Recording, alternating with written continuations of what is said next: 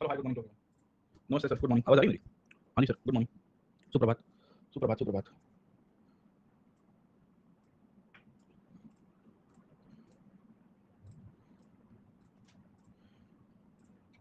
Good morning sir, good morning, सुप्रभात।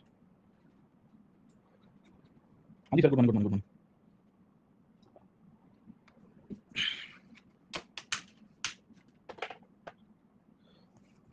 Yes sir, good morning, good morning, good morning, good morning. बढ़िया sir, एकदम बढ़िया sir. आप सबकी दुआ है। कैसा है? एकदम बढ़िया सर। हाँ, चकाचक। आज तो फिर से हम फिर से वापस अपने जोन में आ गए। गुफा में ही आ गए ना सर। कल भी काम तो किया ही था, ऐसे तो ऐसा नहीं था कि काम नहीं किया था, है ना? Yes sir, good morning. Video गजब था सर। वीडियो थोड़ी वास्तविकता को दिखाने वाला था। कल आए थे सर लोग अपने यहाँ, तो थोड़ा बहुत काम किया, थोड़ा बहुत ऐसा वीडियो वीडियो बना दिया। ठीक था, अच्छा लगा।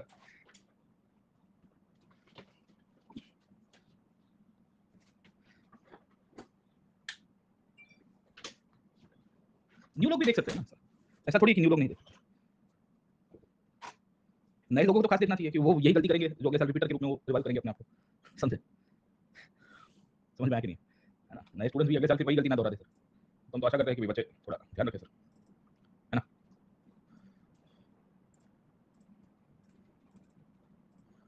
चलिए सर, ठीक है। तो अपन कहाँ बात कर रहे थे? हम बात कर रहे थे with reference to Balban sir, है ना? समझे? सेकंड बारी प्राइम मिनिस्टर के बारे में sir. And we were discussing about the story line about how Balban came to power, और कहानी क्या थी उसके साथ सर, समझे?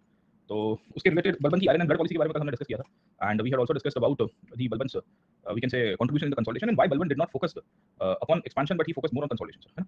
तो हमने इतनी बात देखी थी कल के क्लास के अंदर, और ये समझने की कोशिश की थी कि बलबन चाहता तो एक्सपेंशन कर सकता था sir, okay, but because the problems that he was facing at the time, है ना, जब वो शासक के रूप में बैठा था, तो उसको दिक्कत बहुत सारी आ रही थी। And that is one of the reasons Balban made sure कि भाई rather than like no going for expansion and creating more problems, क्योंकि जितना आप एक्सपेंशन करते हो उतनी दिक्कत आपको ज्यादा आती है ना सर शासक के रूप में भी।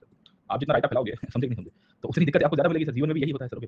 तो जो चीज़ है उसको कंसोलिडेट कर दो सर इंटरनली सर, है ना? यूपीएससी की तैयारी में भी यही है ना, एक साथ 4 सब्जेक्ट पढ़ोगे, 5 सब्जेक्ट पढ़ोगे, समझे नहीं समझे, फिर क्या होगा? फिर बोलते हैं सर हो नहीं पा रहा है सर, ओके। तो भाई पहले एक दो विषय के ऊपर कंसोलिडेट करो, है ना, समझे नहीं समझे, फिर उसके बाद आगे चलो सर, है ना? तो बलबन के साथ भी यही हुआ सर, है ना? Sir the whole story line was respect to the Balban's history in the past as well sir, ठीक है। And we will come to know कि इस तरह से हमें पता चला कि बलबन ने आयरन एंड ब्लड पॉलिसी के उपयोग के साथ साथ अपने आप को जो रॉयल टाइटल के रूप में आइडेंटिफाई करवाया, जिले इलाही के रूप में अपने आप को आइडेंटिफाई करवाया सर, ठीक है, समझे? तो ये हमें पता होना चाहिए। तो बलबन के ऊपर से जो सवाल आए हैं वो 3 ही प्रकार के हैं सर, ठीक है। वो एक पहला सवाल था जिसका नाम था एक्सपेंशन वर्सेस कंसोलिडेशन सर, है ना? कि भाई वो क्यों कंसोलिडेशन की तरफ चला गया सर, ठीक है। दूसरा सवाल बलबन की तरफ से हमको जो पूछा गया है, ये हमें आइडिया रहना चाहिए, वो आपको इसके रिलेटेड मिलता है, that is with respect to the kingship, है ना? कि बलबन ने कैसे किंगशिप को नया अवतार दिया और नया आइडिया दिया सर, ठीक है, समझे? तीसरी कहानी उसकी एडमिनिस्ट्रेशन में, और एडमिनिस्ट्रेशन के अंतर्गत we will come to know कि कैसे चालीसा सिस्टम को उसने खत्म कर दिया सर, समझे? पांचवी कहानी बलबन के साथ ही हम एक्सपेंशन कंसोलिडेशन में मंगोल्स के साथ पॉइंट लिख सकते हैं कि कैसे मंगोल्स के साथ उसने लड़ाई की सर, ठीक है, समझे? क्योंकि he was the one, he was able to like no stop the Mongol invasion. खैर कंप्लीटली नहीं स्टॉप कर पाया, एटलीस्ट पर टेंपरेरी पॉइंट ऑफ व्यू से हम लोग कह सकते हैं कि इंपॉर्टेंस था, ठीक है। किंगशिप में ही जिले इलाही की इंपॉर्टेंस है ना, और जिले इलाही क्यों करता है सर, है ना, समझे? एंड वी विल फाइंड कि जिस प्रकार की पॉम्प एंड शो के साथ उसने जिस प्रकार का टाइटल दिया था, ये भी क्या दर्शा रहा था, एक प्रकार की डिवाइन ओरिजिन को सिग्निफाई करता है सर, ठीक है। तो अफरा साहब के बारे में हमने बताया सर क्लास के अंदर कि अफरा साहब के साथ उसने अपने आप को कंपेयर किया था ट्रेंड सेटर के रूप में सर, ओके। तो इस तरह से बलबन की कहानी हमको ये पता होनी चाहिए कि क्या क्या चीजें होती है, and over period of time Balban का कंट्रीब्यूशन इन दिल्ली सल्तनत हमें ओवरऑल सिग्निफिकेंस के रूप में पता होना चाहिए, और इसी के इर्द गिर्द आपको ज्यादातर सवाल आया है सर, ओके। तो कल के क्लास के अंदर हमने पूरी कहानी देख ली थी बलबन सेंट्रिक कि क्या होता है, किस तरह से होता है सर, ठीक है, एंड हाउ बलबन, एक मिनट सर, खिलौने को चार्ज करने में इतने सारे केबल की मिस्ट्री हो गई है कभी कभी ना, तो समझ में नहीं आ रहा कि कौन सा केबल कहाँ पे लगा है, चार्ज लगाया है। खैर अब हो गया है सब, समझ नहीं। चलिए ओके, तो वी विल सी कि ये सब कहानियों के अंदर हमने देख लिया था कि किस तरह से डेवलपमेंट हुआ, और एडमिनिस्ट्रेशन में मेन तो नोबिलिटी को कंट्रोल करना सर, ये बहुत इंपॉर्टेंट थीम थी इन द होल दिल्ली सल्तनत। तो जैसे आगे जाएंगे ना सर, ओके, तो एक टॉपिक हम लोग पढ़ेंगे वो है monarchy versus nobility sir, okay. Monarchy versus nobility का मतलब क्या है सर, है ना? जितने भी आपके दिल्ली के सुल्तान रहे हैं, इन सबको इन सबका मतलब है ना नोबल्स के सामने संघर्ष करना पड़ा है, और जो नोबल्स के सामने टिक पाए हैं वो टिक पाए हैं, जो नहीं टिक पाए उनकी पूरी बच गई है sir, okay. So the same situation happened with respect to Balban as well sir, ठीक है। पर बलबन मेड श्योर कि भाई नोबिलिटी के सामने सरेंडर नहीं करना है, क्योंकि जिस दिन सरेंडर करेंगे सर, ओके, उस दिन यही नोबिलिटी उसकी गाड़ी पलटा देगी, और यही हुआ था। इसके पहले हमने देखा बहरम शाह है, अलाउद्दीन शाह है ना, and over period of time Aram Shah खुद है, अल्तुतमिश के समय से ही ये सब चीजें आपको देखने को मिलती रहती है। तो continuously all this actions forced Balban, है ना, for the taking control of the nobility parts, okay. तो बलबन का कंट्रीब्यूशन आपको बहुत देखने को मिलता है। इसी के अंदर से हमें नोबिलिटी वर्सेस मोनार्की की भी कहानी पता होनी चाहिए सर, ओके। तो एक थीम है, ये थीम आपको रिकरिंग हर एक डायनेस्टीज के अंदर आपको चलते हुए मिलेगी सर, ओके, समझे नहीं समझे? तो we should know the theme of all the nobility versus monarchy conflict, okay. Overall theme हमें पता होनी चाहिए, क्योंकि इससे क्या होगा कि हमें एक आइडिया रहेगा। इसको हम डायनेस्टी बाय डायनेस्टी भी कर सकते हैं, या हम लोग आखिर के अंदर जब एक बार टॉपिक खत्म हो जाए तो उसमें भी हम लोग कर सकते हैं सर, ठीक है, समझे? तो बेसिकली नोबल्स थे कौन सर? नोबल्स दो प्रकार के थे। नॉर्मली टर्किश ओरिजिन के नोबल्स हमको मिलते हैं ना, क्योंकि सब पुरानी सॉरी तुर्किश डायनेस्टीज के साथ आए थे भारत के अंदर, राइट और रॉन्ग, ठीक है। एंड वी विल फाइंड कि नोबिलिटी घुरी के समय से ही इंपॉर्टेंस है। इनफैक्ट घुरी खुद भी कौन थे? नोबल्स ही थे ना सर, ओके। तो वी हैड डिस्कस कि सामान्य जो ईरानी एम्पायर था उसके साथ भी ये लोग काम कर रहे थे। तो इनका अगर इतिहास हम लोग समझने की कोशिश करेंगे तो बहुत पुरानी कहानी आपको नोबिलिटी के पॉइंट ऑफ से मिलेगी सर, समझे? और ये नोबल्स हमेशा अपने आप को किंग मेकर के रूप में कंसीडर करेंगे सर, ओके। ये चीज हमें कंटिन्यूअसली देखने को मिलती है right from the period of Aibak sir, Aibak खुद भी नोबल था, राइट और रॉन्ग सर, ठीक है। और ओवर पीरियड ऑफ टाइम ये नोबिलिटी के पॉइंट ऑफ से हमें ये भी जानकारी मिली कि जब ऐबक की मृत्यु हुई तो ये नोबिलिटी ही थी जिसने वी विल सी कि आरम शाह को सत्ता के ऊपर बैठाया ना, we had discuss this part, okay. Over period of time यही नोबिलिटी के पॉइंट ऑफ व्यू से वी विल सी कि जो दिल्ली की नोबिलिटी है उसने अल्तुतमिश को बिठाया सर, ठीक है ना, समझे। So somewhere in the transition of the 13 to 14 century sir, है ना, the Mongols would have commanded the fold of Islam. मतलब नॉर्मली ऐसा कहते हैं, exact ball by ball commentary तो ध्यान में नहीं है सर, है ना, समझे। बट ये ट्रांजिशन पीरियड था 13 से लेके 14 सेंचुरी का, जब धीरे-धीरे करके मंगोल ट्राइब बेसिकली इस्लाम की तरफ जाएगी सर, है ना, समझे। तो ये पहली चीज़ हमको ये पता होनी चाहिए कि how the things are going on with respect to the history of the nobility sir, है ना, समझे। सेकंडली हमें इल्तुतमिश की कहानी पता चलेगी सर, ओके। इल्तुतमिश ने ही चालीसा सिस्टम बनाई, यही वो नोबिलिटी थी जिसने we will come to know कि दिल्ली सल्तनत को मजबूत भी किया है, और यही नोबिलिटी थी जिसने दिल्ली सल्तनत को कमजोर भी किया था सर, ठीक है। क्योंकि ग्रेजुअल सेंस में होगा ऐसा कि we will see that over period of time the nobility जो है वो एक इंपॉर्टेंट रोल प्ले करने की शुरुआत करेगी सर, है ना, समझे। तो रजिया के सामने हमने आपको बताया था कि सबसे पहले कॉन्फ्लिक्ट होने की शुरुआत हुई, एंड वी हैड डिस्कस की how nobility played a very important role in Razia. In fact Razia से पहले वो रुकनुद्दीन फिरोज की कहानी जो थी, उसमें भी हमको यही पता चलता है कि nobility played a very important role sir, ठीक है। तो जितने भी सुल्तान हमको आगे देखने को मिलते हैं सर, है ना, इन सब के अंदर हमें नोबिलिटी की स्टोरी और बैकग्राउंड पता होना चाहिए सर, ठीक है। ये नोबिलिटी थी जिसने रजिया को मारा था, we had discuss this part, है ना, समझे। उसके बाद we will see that Bahram Shah करके राजा आया सर, है ना, समझे। बहरम शाह को भी नोबिलिटी के पॉइंट ऑफ व्यू से ही हमको चीजें देखने को मिलती है, उसको भी अपने नोबल्स को वजीर के रूप में और नायब के रूप में अपॉइंट करना पड़ता है सर, ठीक है। But then Balban came sir, Balban was like कि झुकेगा नहीं मैं सर, है ना, समझे। क्योंकि उसको पता था ये चीज कि जिस दिन मैं नोबिलिटी को इतना सारा सत्ता दे दिया तो मेरी कहानी खत्म हो जाएगी सर, ठीक है। तो ओवर पीरियड ऑफ टाइम उसने एथनिक पॉलिसी अपनाई, स्पाई सिस्टम बनाई, आर्मी रिफॉर्म्स किए, इनको पूरी तरह से लिक्विडेट कर दिया। इनफैक्ट लैंड के अंदर उसने वी विल सी की जो लैंड ग्रांट्स मिलती थी नोबल्स को, वो भी उसने धीरे-धीरे खत्म करवा दी सर, ठीक है। और लॉयल्टी अपनी तरफ ले ली सर, है ना, समझे। इसमें जो टर्किश यूथ नोबिलिटी थी उसको अपने फेवर में लाया, और जो पुरानी गुजराती में कई बदला नोबल्स था, है ना, काइंड ऑफ जो पुरानी ओल्ड ब्यूरोक्रेसी थी सर, है ना, समझे, एरिस्टोक्रेसी का पार्ट था, उनको उसने हटवा दिया सर, ठीक है। बाकी सबके लिए तो उसने आयरन एंड ब्लड पॉलिसी का यूज किया था, जो दिखाना चाहता था कि देखो मैं किसी को छोड़ूंगा नहीं सर, ठीक है, समझे नहीं समझे। और ज़्यादा टेटर टू की, है ना, समझे नहीं समझे, तो फिर पब्लिकली आपकी ह्यूमिलिएशन हो जाएगी सर, ओके। और पब्लिक ह्यूमिलिएशन किसी को पसंद नहीं आती थी सर। खैर, तो इन बेसिस के रूप में सुल्तान की पावर जो है उसने फिर से रिवाइव की है। हैबत खान है, मलिक बकबक की कहानी है, अपना भाई है शेर खान सर, है ना, इन सबके ऊपर उसने पूरी बजाई थी सर, ओके। तो वी विल सी कि ओवरऑल ये संघर्ष जो है वो स्ट्रगल फॉर सुप्रीमेसी के साथ था सर, है ना, समझे। एंड नोबल्स को कोई नॉर्मली इग्नोर नहीं कर सकता था सर, है ना, समझे। उसके पीछे का एक कारण ये था कि तुर्किश डायनेस्टी में प्राइमोजेनिचर का अभाव था सर, है ना, and because there was lack of primogeniture the nobles were always basically in a condition where they always used to think कि आज नहीं तो कल हमें कुछ ना कुछ सत्ता मिल जाएगी सर, ठीक है, समझे। So this is how we will see कि बलबन यही नोबिलिटी की पावर के थ्रू सत्ता में आया, और यही Balban basically over period of time वो नोबिलिटी को खत्म करके अपने आप को सुल्तान के रूप में एस्टैब्लिश करेगा, है ना। तो हमें ये चीज पीछे की कहानी क्लियर हो जानी चाहिए कि क्या हुआ था, किस तरह से हुआ था, एंड कैसे नोबिलिटी का अपना रोल प्ले और सिग्निफिकेंस आपको मिल जाता है सर, ठीक है ना। तो इतनी बात सबको क्लियर होगी कि how things are correlative of the nobility and उसके रिलेटेड क्या क्या चीजें चल रही है सर, ठीक है। तो थोड़ा आगे चलते हैं and let us try to see the next portion of history and let that is the next dynasty called as the Khilji dynasty sir, समझे। अब देखिए भाई साहब, खिलजी से भी बहुत सारे सवाल आए हैं सर, कहां गई अपनी पीवाई की बुक सर, बट यहाँ पीछे मैंने डाले हुए ज्यादातर सर, तो खिलजीज में भी आपको ओवरऑल एक तो मैक्रो सवाल आपको पूछे गए हैं सर, जैसे नोबिलिटी की रेशियल कंपोजिशन को हमने कल के क्लास में डिस्कस की सर, ठीक है। एक है मंगोल इन्वेजन है जो जनरलाइज सवाल है अक्रॉस ऑल द डायनेस्टीज, है ना, समझे। यहाँ पे भी आप देखोगे तो किंगशिप के ऊपर तीन राजाओं के ऊपर पूछ दिया, बलबन, अलाउद्दीन खिलजी एंड तुगलक सर। मतलब आप देखिए कि किंगशिप के नेचर के ऊपर कि वो ये जिले इलाही कहता है, दूसरा आएगा कहेगा मैं खुद ही इलाही सर, ठीक है, समझेगा नहीं, ओके। तो we will come to know कि इसमें नेचर ऑफ किंगशिप कैसे बदलता है सर, ओके। वो अपने आप को विल सी कि नए प्रोफेसी के रूप में कंसीडर करवाएगा सर, अलाउद्दीन खिलजी कहेगा कि मैं तो नया प्रॉफिट के रूप में अपने आप को एस्टैब्लिश करता हूं सर, ठीक है। अब बस अलादीन मूवमेंट था, नाम भी अलादीन जैसा ही है सर, ठीक है। तो वी विल सी कि रिपब्लिक ऑफ, है ना, काइंड ऑफ अपना रिपब्लिक बनाने की कोशिश कर रहा था सर, ओके। तो वी विल फाइंड कि कंटीन्यूअसली आपको ये चीजें मिलती रहती है सर, है ना, कि discuss Balban concept of kingship, how it was modified by Alauddin Khilji, है ना, अलाउद्दीन खिलजी कैसे उसको मॉडिफाई करता है, ओके। तो बलबन से ही उसने चीजें आगे ली थी सर, है ना, समझे, और चीजें आगे लेके अपने हिसाब से उसको रीइंटरप्रेट करने की कोशिश करेगा सर, ओके। इनफैक्ट खिलजी के ऊपर से आपको एक दो सवाल जो आए हुए हैं उसमें अलाउद्दीन खिलजी के ऊपर से सीधा सीधा सवाल आया है कि खिलजी का जो रेगुलेशंस थे, मार्केट रिफॉर्म्स थे, क्यों लेके आए थे अलाउद्दीन खिलजी, क्यों बेसिकली ये मार्केट रिफॉर्म्स को इंट्रोड्यूस करवाता है, उसके सेंट्रिक आपको पूछे गए हैं। बाकी बलबन सेंट्रिक सवाल थे एंड वी विल सी कि इकोनॉमिक रिफॉर्म्स अलाउद्दीन खिलजी के हैं, और बाकी बेसिकली इधर-उधर की बातें आपको मिल जाएगी, बट मेनली जो कॉन्टेक्स्ट है ना, इसके अंदर से सर, ओके, उसमें माइक्रो मैक्रो दोनों आपको मिल जाएंगे सर। तो अभी हम लोग पहले माइक्रो क्वेश्चंस के ऊपर जाएंगे, उसके बाद मैक्रो क्वेश्चंस के ऊपर जाएंगे सर, है ना, क्योंकि एक देखिए मैक्रो सवाल क्या है कि delineate the status of agriculture during the सल्तनत पीरियड। मतलब ये तो फिर आपको फिर सल्तनत में आपको जहां-जहां एविडेंसेस है right from the period of slave dynasty to Khilji to Tughlaq, है ना, समझे, सबके ऊपर हमें लिखना पड़ेगा। ऐसा तो नहीं होगा कि हम खाली एक ही डायनेस्टी के सेंट्रिक लिखेंगे, राइट और रॉन्ग, ठीक है। तो बेसिकली इसके सेंट्रिक हम लोग बात करेंगे सर। कैसे, late me come back, okay. अब देखिए खिलजी का सत्ता के ऊपर आना, जलालुद्दीन खिलजी का, उसको काफी सारे ऑथर्स कहते हैं खिलजी रिवॉल्यूशन सर, ओके। अब what do you mean by the term Khilji revolution and why it was given up sir, okay. तो एक स्कॉलर है वी विल सी की डॉक्टर त्रिपाठी सर, है ना, समझे, DP Tripathi, RP Tripathi, not DP Tripathi. RP Tripathi साहब ने कहने की कोशिश की है कि भाई खिलजियों का सत्ता के ऊपर आना एक प्रकार से क्रांति के समान था सर, ठीक है ना, समझे। अब ऐसा क्यों कहा उन्होंने सर, ठीक है। तो उसके पीछे उन्होंने अपनी इंटरप्रिटेशन दी सर, उन्होंने कहा कि भाई देखिए मूलतः से अभी तक जो तुर्किश पॉलिसीज चल रही थी दिल्ली सल्तनत के अंदर, उसके अंदर एक बहुत बड़ा फर्क पड़ गया, उसके अंदर बहुत बड़ी इंपैक्ट पड़ जाती है सर, ठीक है ना, समझ गए, okay. And we will find कि दिल्ली के सल्तनत के अंदर नॉर्मली जो Turkish ethnic basically blood line चल रही थी, ये ब्लड लाइन के पॉइंट ऑफ व्यू से पहली बार हमको ये देखने को मिलता है कि स्टेट के अंदर एक नॉन तुर्किश राजा लोग सत्ता के ऊपर आए सर, ठीक है ना, समझे। पहली बात तो आपको ये मिलेगी। दूसरी कहानी इसके अंदर ये भी आइडेंटिफाई करने की कोशिश की जाती है कि इसके बाद over period of time empire का एक नया डायमेंशन आने की शुरुआत हुई सर, ठीक है ना, समझे। ये एम्पायर का नया डायमेंशन ये था कि मिलिटरिज्म बेस्ड एम्पायर बनने की शुरुआत होती है सर, ठीक है। और इसकी इंप्लीकेशंस हमें ये पता चलता है कि ग्रेजुअल सेंस के अंदर कि एक नॉन रॉयल डायनेस्टी का सत्ता के ऊपर तो आना ठीक था, बट जो स्टेट क्राफ्ट था, जो स्टेट एडमिनिस्ट्रेशन की नई तरह से रीडेफिनेशन हुई है, एम्पायर बिल्डिंग के अंदर रीडेफिनेशन हुई है, मिलिटरी सिस्टम के अंदर रीडेफिनेशन हुई है सर, ठीक है। तो उसकी बहुत ही फार रीचिंग इंप्लीकेशंस थी, और इसी के कारण कुछ ऑथर्स इसको खिलजी रिवॉल्यूशन के रूप में पहचानते हैं। तो वी हैड डिस्कस्ड कि अलाउद्दीन खिलजी या Jalaluddin Khilji, the founder of Khilji dynasty, है ना, he was part of the administration of Balban only sir, है ना। उसको तो भाई साहब बलबन के समय से ही एडमिनिस्ट्रेशन के अंदर डाला गया था सर, करिंग ओके। कुछ लोग ये कहते हैं कि जलालुद्दीन खिलजी की जो बैकग्राउंड है सर, ठीक है ना, करिंग ओके, उसको नहीं स्वीकारते थे इमीडिएट कॉन्टेक्स्ट के अंदर सर, है ना, समझे। जैसे बलबन के कुछ रिलेटिव्स थे, they were not ready to accept Jalaluddin Khilji in power sir. Obvious था कि भाई ये नॉन तुर्किश या बेसिकली तुर्को अफगान डायनेस्टी के रूप में हमने आपको पिछले क्लास के अंदर बताया था कि एक ये वो व्यक्ति है सर, है ना, जो मेनली वी विल सी की 100% तुर्किश नहीं था सर, ठीक है ना, समझे। तो ये बहुत सारी प्रॉब्लमेटिक चीजें आपको मिल जाएगी सर, है ना, समझे। तो originally they were part of the Turkish groups only, but because they had settled in Afghanistan sir, है ना, समझे। इसके लिए इसको तुर्को अफगान कहते हैं सर। तुर्को अफगान इसके लिए क्योंकि विल कम टू नो कि थोड़ी बहुत तुर्किश लीनियज इनके साथ आपको मिल जाएगी सर, ठीक है ना, समझे, ओके। तो ओवर पीरियड ऑफ टाइम ये भारत की तरफ आए सर, जब मंगोल इन्वेजन बढ़ना शुरू हुआ, बहुत प्रभाव पड़ता है सर, ठीक है। तो they migrated towards India in huge numbers as well sir, okay. And over period of time इनको जो हिस्टोरिकल कॉन्टेक्स्ट था या वहां की सोशल कॉन्टेक्स्ट था, उसमें इनको प्योरेस्ट ग्रुप ऑफ नोबल्स के रूप में नहीं कंसीडर किया जाता था सर, ओके। तो ये तुर्किश एथनिसिटी के साथ तो जरूर से जुड़े हुए थे सर, ठीक है ना, ओके। बट ये 100% तुर्किश नहीं थे सर, समझे। तो बहुत सारी इश्यूज आपको इसके अंदर से मिलते रहेंगे, and that is one of the reasons कि the person Jalaluddin Khilji who came to power in 1290 sir, he was not accepted sir, okay. और इसने कैसे सत्ता हथियाई थी ये भी हमने आपको कल क्लास के अंदर बताया था। तो कई के समय पे ही सर, ठीक है, we will come to know कि इसने टॉपल कर दिया था उसको, और he was already posted as a warden of the marches. Warden of the marches मतलब काइंड ऑफ गवर्नर था जो नॉर्थ वेस्ट प्रोविंसेस के अंदर हमको यहां से देखने को मिलता है सर, ठीक है। और इसको अपॉइंट किया गया था with reference to we will see की द बलबन मतलब the Mongol issues sir, okay. तो मंगोलों के पॉइंट ऑफ व्यू से इसकी अपॉइंटमेंट की गई थी इनिशियल पीरियड के अंदर, एंड मंगोलों से लड़ने के लिए ही इसको वहाँ पे भेजा गया था, ठीक है ना, समझे? तो इस तरह से ये सत्ता के ऊपर आया सर, ठीक है? तो ये पूरी इवेंट को डॉक्टर आरपी त्रिपाठी आइडेंटिफाई करते हैं कि भाई दिल्ली के अंदर एक बहुत बड़ी क्रांति हुई सर, ठीक है ना, समझे? इसी को क्रांति के रूप में कहते हैं। आपको यहाँ से सवाल आ सकता है, शायद तक एक आध बार आया हुआ है, यहाँ मेरी इसमें पीवाईक्यू में ऐड नहीं किया है, but I like it out, okay. ये सवाल खिलजी रिवॉल्यूशन था कि भाई आप मानते हो कि खिलजी रिवॉल्यूशन है कि नहीं है सर, ठीक है? How far do you agree that the Khiljis coming to power,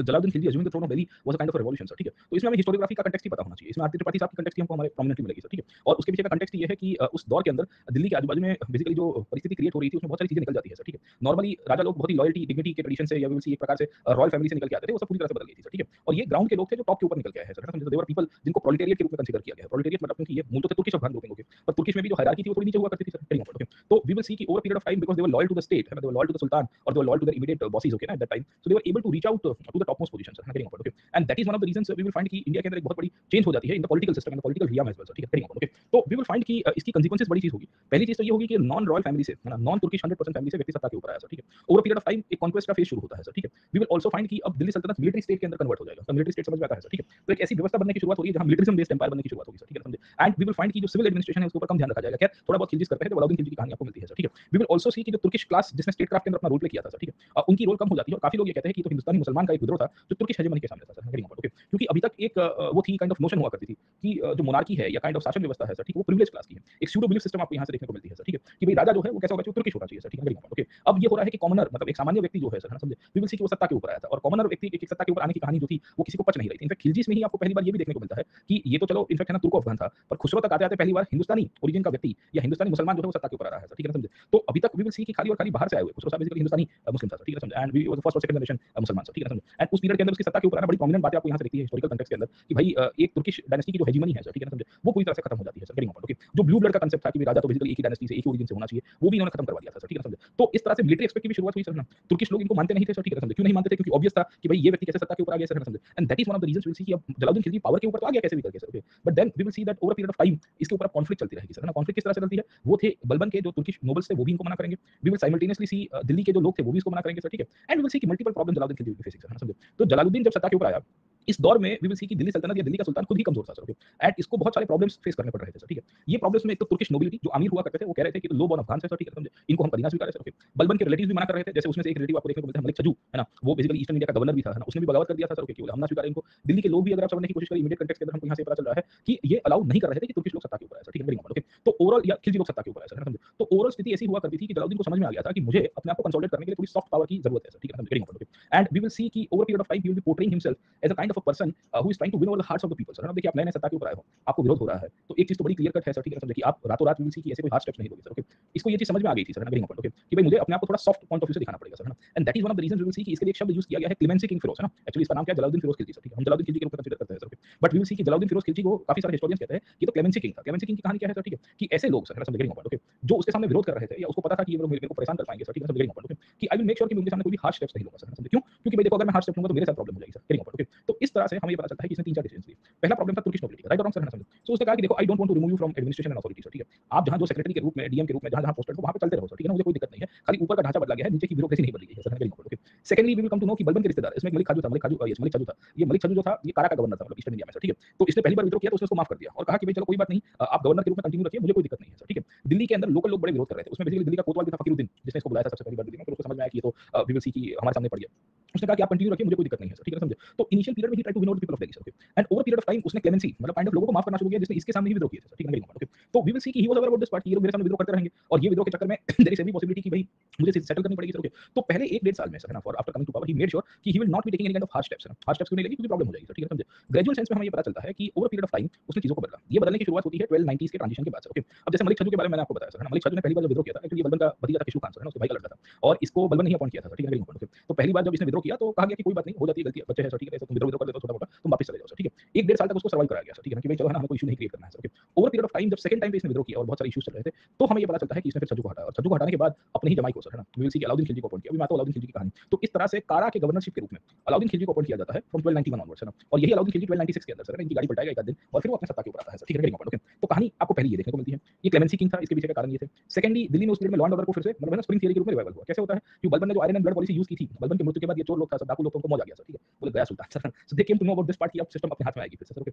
so the thieves and the robbers and the dacoits once again started getting notorious at that time sir, ठीक है। And over period of time law and order का issue create हो गया। इसको समझ में आ गया कि ये तो बड़ा प्रॉब्लम है सर, ठीक है। तो उसने उनको उठवाया जरूर से, पर कहा कि देखो मेरी नीति बलबन की जैसी नहीं है, एक काम करो आप दिल्ली छोड़ के ना ईस्टर्न पार्ट में चले जाओ, वहां पे जाके छोटा मोटा अपना स्फीयर ऑफ इन्फ्लुएंस कर दीजिएगा, मुझे कोई दिक्कत नहीं है सर, ठीक है। तो एक तीर से दो निशान मारे सर, समझे नहीं समझे, okay. We will come to know कि उसने ये जितने भी चोर लुटारे थे, डाकू लोग थे सर, ठीक है, समझे, उनको समझाया और समझाने के बाद ईस्टर्न पार्ट में भेज दिया बंगाल में। देखिए बंगाल क्यों, क्योंकि बंगाल में तो ओवर पीरियड ऑफ टाइम ये बुगरा बैठा हुआ था सर, ठीक है, और बुगरा ने अपने आप को इंडिपेंडेंटली का वोट कर दिया था सर, कहीं होगा। तो ये दिल्ली वाले लोग अगर ये सुल्तान के द्वारा बख्श दिए जाता है और दिल्ली के चोर लुटेरे सर वहां पे जाएंगे सर, ठीक है, तो अल्टीमेटली फायदा होगा सर, है ना, इसको किसको, जलालुद्दीन खिलजी को सर, ठीक है, क्योंकि बंगाल में लोग जाके लॉ एंड ऑर्डर का इशू क्रिएट करेंगे and they will always be loyal to, we will see Jalaluddin Khilji कि ये बादशाह ने हमको, ये सुल्तान ने हमको माफ किया है, और बिकॉज़ ये सुल्तान ने माफ किया है तो भाई हमें उसके सामने कुछ नहीं करना चाहिए। अब हम जहां पे जा रहे हैं वहां पे जाके हम लोग हंगामा करेंगे सर, ठीक है, ओके। तो इसने क्या किया कि गंगा नदी में बिठा के बोट में डाल के बोले तुम जाओ मौज करना सर, ठीक है, समझ गए, ओके। तो इसके कारण बिहार और बंगाल वाला विस्तार जो दिल्ली के सुल्तान के सीधे ताबे में नहीं है सर, ओके, उसका भी फायदा होता है सर, ठीक है, ओके। तो ये पॉलिसीज है सर ना, हमें ये पॉलिसीज बेसिकली स्टेट यूज करता हुआ देखने को मिलता रहता है सर, ओके, और करना भी पड़ता है सर। अभी आपने देखा होगा कि कल पाकिस्तान में किसी को ठाई कर दिया गया सर, समझे, ओके। तो कोई यहाँ का आतंकवादी था सर, समझे, एंड वी विल सी कि डर का माहौल सब जगह बनता रहा है। खैर चल, let me come back to this part, okay. But we will come to know कि किसने मारा क्या पता, किसने क्या कर दिया सर, समझे। तो ऐसा सब होता रहता है वहां, तो क्या है कि थोड़ा एनार्की वाला स्टेट भी है सर, ओके,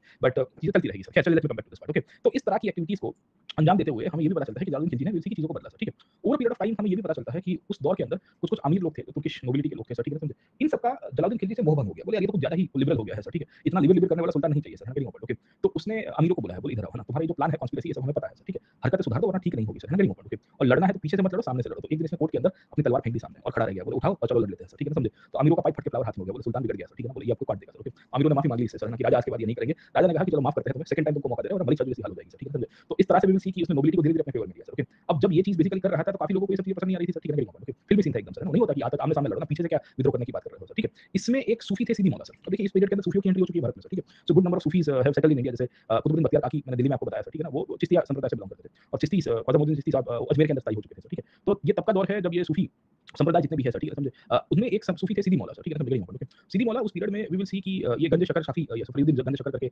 पाकपटन करके सूफी संत हुआ करते थे, इनके डिसाइपल हुआ करते थे, ठीक है। और इनकी वी विल सी की बहुत बड़ी क्या कह सकते हैं कि फॉलोइंग थी, मतलब हजारों की संख्या में इनके खानक में लोग आते थे। खानका या खानक समझ में आता है सर, ठीक है, जहाँ सूफी रहते हैं ना वहाँ लोग बेसिकली ज़ियारत करने चले जाते हैं, या we will come to know कि वहाँ उस पीरियड के अंदर जो रेस्ट हाउसेस थे वहाँ पे ये लोग समा बांधने जाते थे, वहाँ से फिर कव्वाली का डेवलपमेंट हुआ था, ठीक है। तो कुछ नोबल्स जो अभी भी इससे अनसैटिस्फाइड है, उन्होंने जाके ये खानक में डिस्कशन करना शुरू किया कि अपने राजा को पलटा देते हैं सर, गेटिंग पॉइंट, ओके। तो इसकी इंटेलिजेंस सिस्टम थोड़ी स्मार्ट थी सर, तो इसका दिमाग खराब हो गया, ये क्या हो गया है सर, ठीक है, समझे। और तुम ये कह रहे हो कि भाई सीधी मौला की मदद से बेसिकली हम जलालुद्दीन को हटाएंगे और फिर सीधी मौला शायद खुद सत्ता के ऊपर आए, किसी और को बिठा दे सर, ओके। तो ओवर पीरियड ऑफ टाइम इसने सीधी मौला को पकड़ा सर और नोबल्स को भी पकड़ा। उसमें मेन कारण सीधी मौला ही उसने आइडेंटिफाई किया। एकमात्र एक ऐसा केस हुआ जहां उसने ये सूफी संत को हाथी से कुचला सर, ठीक है, समझ गए, ओके। और कहने की बात की गई कि भाई देखो ना, समझे, तुम ये जो काम कर रहे हो ये गलत कर रहे हो सर, कहने की बात, ओके। तो पहले हाथी से बेसिकली मारने की कोशिश की गई। इस दौरान भी सीधी मौला का विरोध करने के लिए और भी लोग खड़े हुए थे जो जलालुद्दीन की चापलूसी कर रहे थे, तो someone came up and then late on stab him sir, ठीक है, समझे। तो बहुत रेयर केस में ऐसा हुआ जहां हमें ये पता चल रहा है कि जलालुद्दीन खिलजी ने किसी के सामने बहुत इमीडिएट अभिवृद्धि की डिसीजंस लिए हो या कार्य किया हो सर, कहने की बात, ओके। अब देखिए जलालुद्दीन का टाइम पीरियड 6 साल का था, है ना, समझे, 6 साल मतलब 1290 से 96, पहले 1-2 साल तो क्लेमेंसी में करा था, ठीक है। एक दो बार हमें पता चलता है कि उसने कार्य भी किया है, जैसे वी विल सी की नॉर्थ इंडिया के अंदर राजपूत डायनेस्टीज को उसने लड़ाई की सर, ठीक है। तो रणथंभौर के ऊपर उसने एक्सपीडिशन भेजा था सर, ठीक है। रणथंभौर में आखिर में अलाउद्दीन खिलजी से फाइनल उसको कॉन्क्वेस्ट कर देगा सर, कहने की बात, okay. We will also find कि इस दौर के अंदर उसने मालवा की तरफ भी अलाउद्दीन खिलजी को भेजा था सर, ठीक है।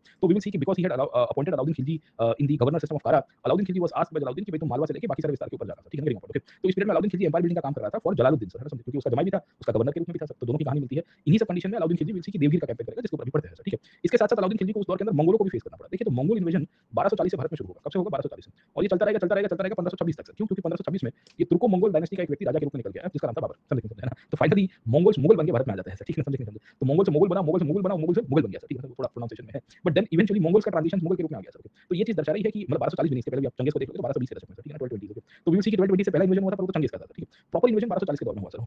तो इमीडिएटली आफ्टर रजिया's डेथ सर, है ना, एंट्री हो चुकी थी इन लोग की सर, ठीक है। और ये कंटीन्यूअसली होते रहे अलग-अलग डायनेस्टीज के अलग-अलग शासकों के समय पे। तो हमें तो बॉल कमेंट्री मंगोलों की याद नहीं रखनी है सर, ओके। बट आपको है ना एक बार पीटी में सवाल आ गया था कि it was during the period of Alauddin Khilji for the first time the Mongol invaded India. No my friend, okay. Alauddin Khilji के तो 70 साल पहले ही मंगोल आ चुके थे सर, ठीक है। तो इस तरह की क्वेश्चन सब आते रहते हैं, तो हमें क्लैरिटी होनी चाहिए। और दूसरा क्या है कि आपको मुख्य परीक्षा के अंदर यहाँ पूछा गया है मंगोल पॉलिसी सर, ठीक है, कि भाई शासकों की मंगोलों के प्रति नीति क्या हुआ करती थी, कहाँ पे आया था sir, it was this question sir, ठीक है ना। बलबन ने क्या काम किया है सर, ठीक है, या दिल्ली सल्तनत के द्वारा कंसोलिडेशन के लिए, तो उसमें भी मंगोल पॉलिसी के सेंटर की आपको आया है सर, ठीक है। तो हमें क्लैरिटी पता होनी चाहिए। इनफैक्ट अलाउद्दीन खिलजी के जितने भी रिफॉर्म्स थे ना, they were all attributed to making a strong army, and strong army was actually an outcome was we will see the Mongols only sir, okay. So all the economic measures that Alauddin Khilji had taken was with respect to we can say the Mongol invasion of India only sir, समझे, कि उसको पता था कि भाई जब तक मैं अपने आप को स्ट्रांग नहीं करूंगा ये सब चीजें चलती रहेगी सर, ठीक है। तो हुआ क्या कि Alauddin Khilji was trusted as a deputy sir, है ना, उसके डेप्यूटी के रूप में उसको अपॉइंट किया गया था सर, ठीक है। And we will come to know कि जलालुद्दीन खिलजी जब तक सत्ता में रहा सर, ठीक है, ओके, उसके समय पे अलाउद्दीन खिलजी ने इसके लिए एक्सपेंशन का कार्य करता रहा सर, ठीक है। ये एक्सपेंशन में अलाउद्दीन खिलजी ने पहली बार सेंट्रल इंडिया के ऊपर आक्रमण किया सर, ओके। सेंट्रल इंडिया के अंदर मालवा से लेके बाकी सारे विस्तार के ऊपर जीता, भिलसा के ऊपर जीता सर, है ना समझे। भिलसा इस काइंड ऑफ विदिशा सर, है ना समझे। एंड ग्रेजुअली वो देवगिर की तरफ गया सर, ठीक है। तो देवगिर की कहानी अगर आपको याद होगी तो मैंने आपको पिछले क्लास के अंदर बताया था कि 1295-96 की कहानी थी सर, ठीक है। और जब अलाउद्दीन ने मालवा जीता ना, when he one over Malwa Bhilsa, तो उसको उस टाइम पे वहाँ के स्थानिक जो उसके एडमिनिस्ट्रेटर थे उन्होंने कहा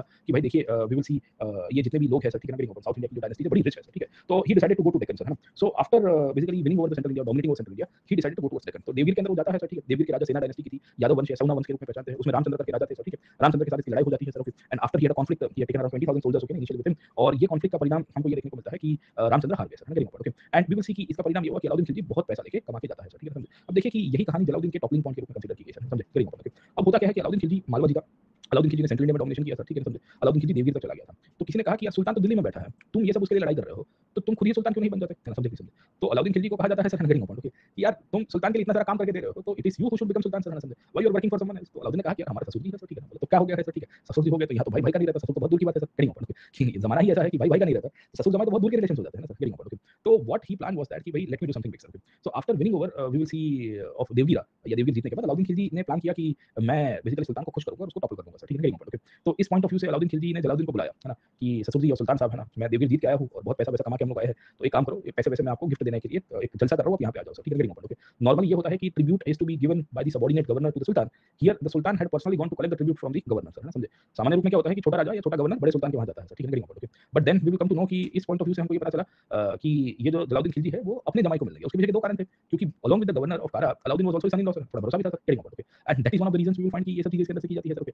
तो ड्यूरिंग दिस पीरियड, है ना, जब जलालुद्दीन की कहानी हमको यहाँ से देखने को मिली, तो जलालुद्दीन को बुलाया जाता है कारा की तरफ से, वेरी इंपॉर्टेंट, ओके। और कारा की तरफ जब बुलाया गया तो जलालुद्दीन को कहा जाता है कि आप आओ इस साइड के और अलाउद्दीन आपको रास्ते में मिलेंगे सर, वेरी इंपॉर्टेंट, ओके। तो गंगा नदी पड़ती है सर बीच के अंदर सर, है ना, समझे। और over period of time Jalaluddin को इनवाइट किया जाता है कि है ना, तंबू वंबू लेके आप इस साइड में आ जाओ तो मौज आ जाएगी सर, वेरी इंपॉर्टेंट, ओके। तो अलाउद्दीन ने ना अपने भाई को अपॉइंट किया कि तुम जाके सुल्तान को कन्विंस करो, है ना। तो अलाउद्दीन खिलजी का भाई था उलुग खान सर, ओके। तो he basically asked his brother Ulugh Khan to convince sultan to come to our court, है ना, आवर कैंप, ओके। तो क्या हुआ कि बेसिकली यहाँ गंगा नदी निकल के आ रही थी सर नॉर्थ की तरफ से सर, समझे। And over period of time Manipur करके एक जगह है सर, ठीक है, समझे, जैसे गेंजी से सर, ओके। तो यहाँ अलाउद्दीन खिलजी का नहीं, जलालुद्दीन खिलजी का कैंप था, यहाँ अलाउद्दीन खिलजी का कैंप था, ठीक है। और इस तरह से वी विल सी कि ये नदी के बीच में एक साइड के ऊपर जलालुद्दीन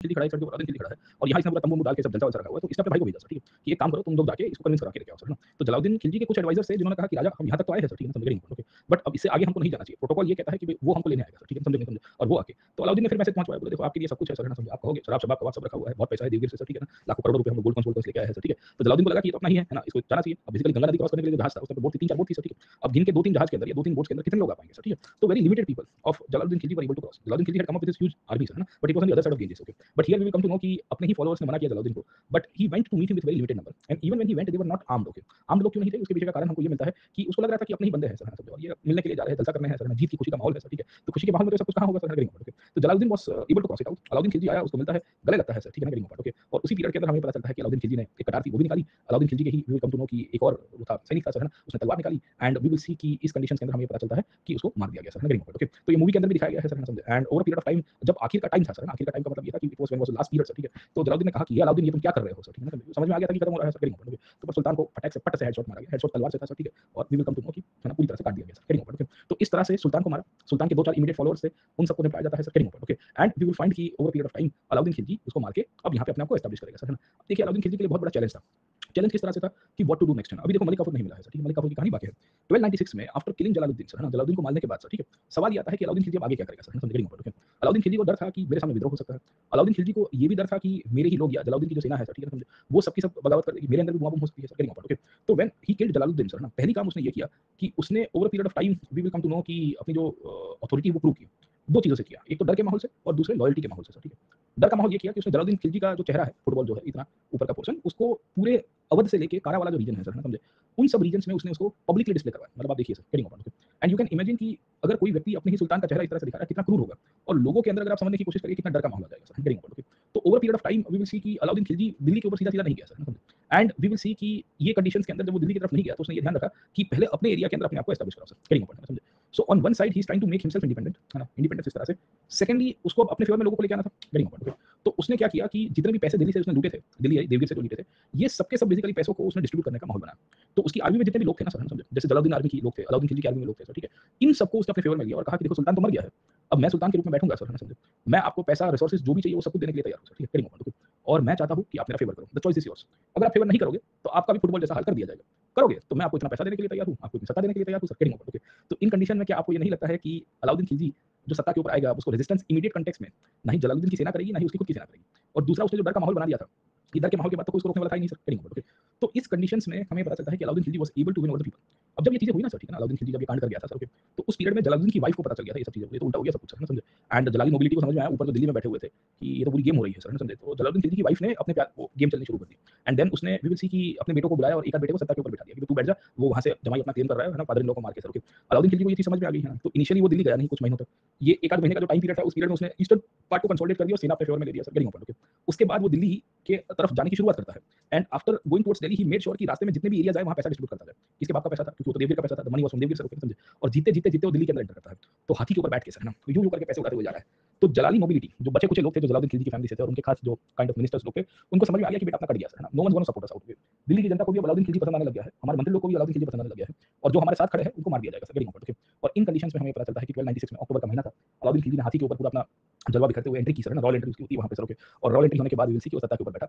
जलाली नोबिलिटी जो थी वो भाग गई, उसमें से ज्यादातर लोग मुल्तान की तरफ चले जाते हैं sir, getting okay. And over period of time we will see कि अलाउद्दीन खिलजी ने उनको छोड़ा नहीं, कहा कि भाई इनको पकड़ो सर, है ना। तो जैसे जलालुद्दीन खिलजी की वाइफ हुआ करती थी उसको पकड़ के जेल में डाल दिया गया, मुल्तान से उठवाया उसने सर। जलालुद्दीन खिलजी के छोकरे थे उसको उसने मरवा दिया, क्यों मरवाया, क्योंकि उसको पता था क्योंकि ये ब्लड है, रॉयल ब्लड है, रॉयल ब्लड बेसिकली हमेशा क्लेम करेगा सत्ता के ऊपर सर, ठीक है, गेटिंग ओके। कादर खान ऐसा कुछ नाम था उसका, मलिका जहां जिसमें वाइफ ऑफ जलालुद्दीन, उसको उठवा के जेल में डलवा दिया। मदर को नहीं मारा, देखिए कितना स्मार्ट है सर, ठीक है। क्यों नहीं मारा, क्योंकि उनसे लेजिटिमेसी का खतरा नहीं था। पर जलालुद्दीन के जो संतान थे, इमीडिएट सन थे सर, ना, जिन्होंने क्लेम किया था सत्ता सर, उसको मरवा दिया सर, उठवा के। तो this is how we will find कि the first step that he did was the destruction of Jalali nobility and winning over the people of the nobility on his side sir, है ना।